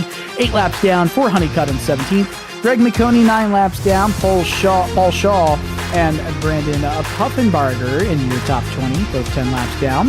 Christopher Pendle, 10 laps down as well. Aaron Roth, Alex Stepp, Dennis Kane, Brandon Zimmerman, and Corey Crawwell. 26 drivers after 164 laps, but only one race winner, and that is Cole Larson, who stuck all the way in is the back in the booth right now. Cole, we interrupted you in the middle of your discussion right there, but just congratulations. How's it feel? Man, it feels good from getting stuck in the back because of wheel damage. Having to play a crazy strategy there, but it ended up working out with all those cautions at the end. Man, I'm just so happy. You know, it felt like this race, it really was going to come down to who would call the last 2 stops the best way. And you stayed out for a very long time until making that final pit stop. You got yourself to only needing to use 33 laps on a stint. I've got to ask you, if you came in any earlier, do you think you would have been able to make it on fuel? Yeah, just a little bit earlier, but not by much. I had like 6 laps of fuel left at the end of this, so yeah, it would have been close, but. All right, so Cole, I got to ask you here. Tell us who you have to thank for your performance and the sponsors on that car. Maybe Mountain Dew Voltage. You might have powered your way to it. Yeah, I got to thank my dad and my mom for getting me into this, and then True Designs for the awesome paint schemes that you see on our cars, and Fanatec for their awesome wheels, and Extreme Sim Racing, and Larson Esports for making this happen. All right, Cole. Congratulations once again. Excited for you, man. It was a fun race to watch. Yes, sir. Got to go celebrate and then kiss the bricks before. Just don't do a burnout on the bricks. Thanks for not doing that. That's a disqualification, I believe. Yeah, I moved over. All right, Cole Larson. What a job. What a race win for him. And Logan, I think you're standing by with Dale Prokop Velikat. Yeah, we've got Dale Prokop Velikat. I only butchered the name twice today, so hopefully you'll look upon me with good graces. But P2 finish here. You were up in the battle in the top 5 pretty well the entire night. Run me through some of the races. What were some most memorable moments here for you, Dale? Yeah, whatever works for my name. Just do whatever works. TVP, Vazquez, I don't know. But yes, so racing was really good all day. Glad I got to stay up front out of all the messes. I nearly wrecked with Chris. Battling with him all day was really fun. It was me, him, and one other person usually in the top 3. I don't know if Chris got caught up in some wrecks or whatever. I thought when he and Chris both got caught up, when Cole and him and Chris both got caught up in wrecks, I thought I was pretty much golden. But then Cole was able to work some strategy and figure out that tires really didn't matter and stay out. If that last 10 lap stretch was green, I think the temperature would have got to him and we would have been able to pass him, but cautions kept coming out. And that happens at a track like Indianapolis, especially after completing, 375 miles so far in the day. The adrenaline gets pumping, the moves get more aggressive. You see that towards the end of the races, but we saw you at the front of the field for 22 laps in control of it. And I'm curious, what's the biggest difference? Obviously, a lot of dirty air versus clean air making up a good portion of those two, not quite being able to catch back up. But we saw you start to form some really good runs here. What more did you need out of this number 9 car to get around Cole Larson in those final couple laps? I just need to be in front of him. I'm sure you saw on the broadcast, I was behind the 02 Jaden. Yeah. We were running 52 5s, 52 7s, and when he pit, I was able to find like half a second or something like that overall before I came into pit. So clean air was just really big. I'll have to remember that next time. Well, notes shall be taken, but a P2 finish overall. Can't be too upset with that. 400 miles completed. Dale, Pro Cop Valaket, for the final time tonight, who do you have to say thanks to for taking the second step on the podium? Just thanks again to Andrew for putting this on, allowing us to showcase our talents here. Awesome. Well, thank you for your time, Dale. Congratulations again. P2, nothing to scoff at. Get to celebrating with the team, buddy, and we will see you next time. Thank you, sir. Well, Dylan, that leaves us with one final driver to talk to, and it was my pick, but you're going to get to ask the questions here. Michael Prince in the 45 taking home that third place finish. Dylan, take it away. Yeah, Michael Prince, I got to give you credit, and I got to give Logan a lot of credit on the booth with me as well. He really liked the aggression you were showing throughout the race. You almost got it done. Just take us through your initial results or your initial thoughts after getting out of the car. Well, it seemed like every time I turned around, there was misfortune, and I ended up in the back every time I turned around. But it seemed we missed a couple big ones and saved our tires, and we're able to come away with a P3 finish. It felt like with all the restarts happening late, do you feel like you kept trying to use maybe a different strategy, try and move a little bit differently through 1 and 2 to get a better run down the backstretch, or did it just feel like the car was just maybe a bit too tight on those fire offs that you couldn't get the run the first late? It was firing off pretty tight. I think I smacked the wall coming out of 1 there, but luckily it didn't affect it too bad. I hate it for Andrew, man. He kept firing off great, and that last time he didn't fire off too good and jumped in front of him and got him kind of tight. But yeah, I think just a few more laps, maybe even one more lap. I think we could have took Cole because of the tires. All right, Michael. Well, I'm going to give you the chance to give a shout out to the people who make this happen for you. Oh, man. Thank you to Andrew and the guys there always putting on good races for us. Thank you to Maconi for broadcasting this for us, and it was a real good race. All right, Michael Prince, congratulations once again on the podium finish. Well, what a broadcast. That was a ton of fun. Logan, I know we were really excited coming into this race. I know you were saying that. Full length races, it's not necessarily something we always get the chance to do, but when they do happen, and when the racing is good, when the chemistry between the entire booth is there, it just becomes a heck of a time. Absolutely. This was one of the more fun broadcasts that I've gotten a chance to do. First full length, high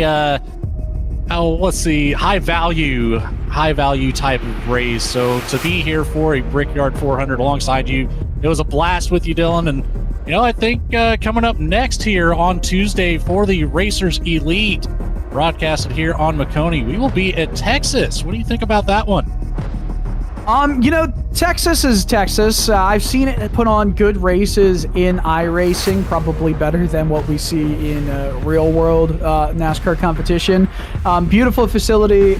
It's hard to make moves happen at that track. Kind of in a similar way, but not nearly as, I guess, I hate using the term easy to make passes at Indy, but it's easier to make them at Indy than it feels like at Texas sometimes. So cars are on edge. We'll see how quickly and how and well they're able to get around traffic there. But that's going to do it from Maconi Entertainment. Dylan Coyle alongside Logan Threlkeld. We've got just unbelievable bit of action coming up. We hope you enjoy what you saw right here. DJ Line, of course, in the production booth. And that's been some Racers Elite coverage of the Brickyard 400 presented by Family Traditions RV Rentals. Good night, good afternoon, and good racing.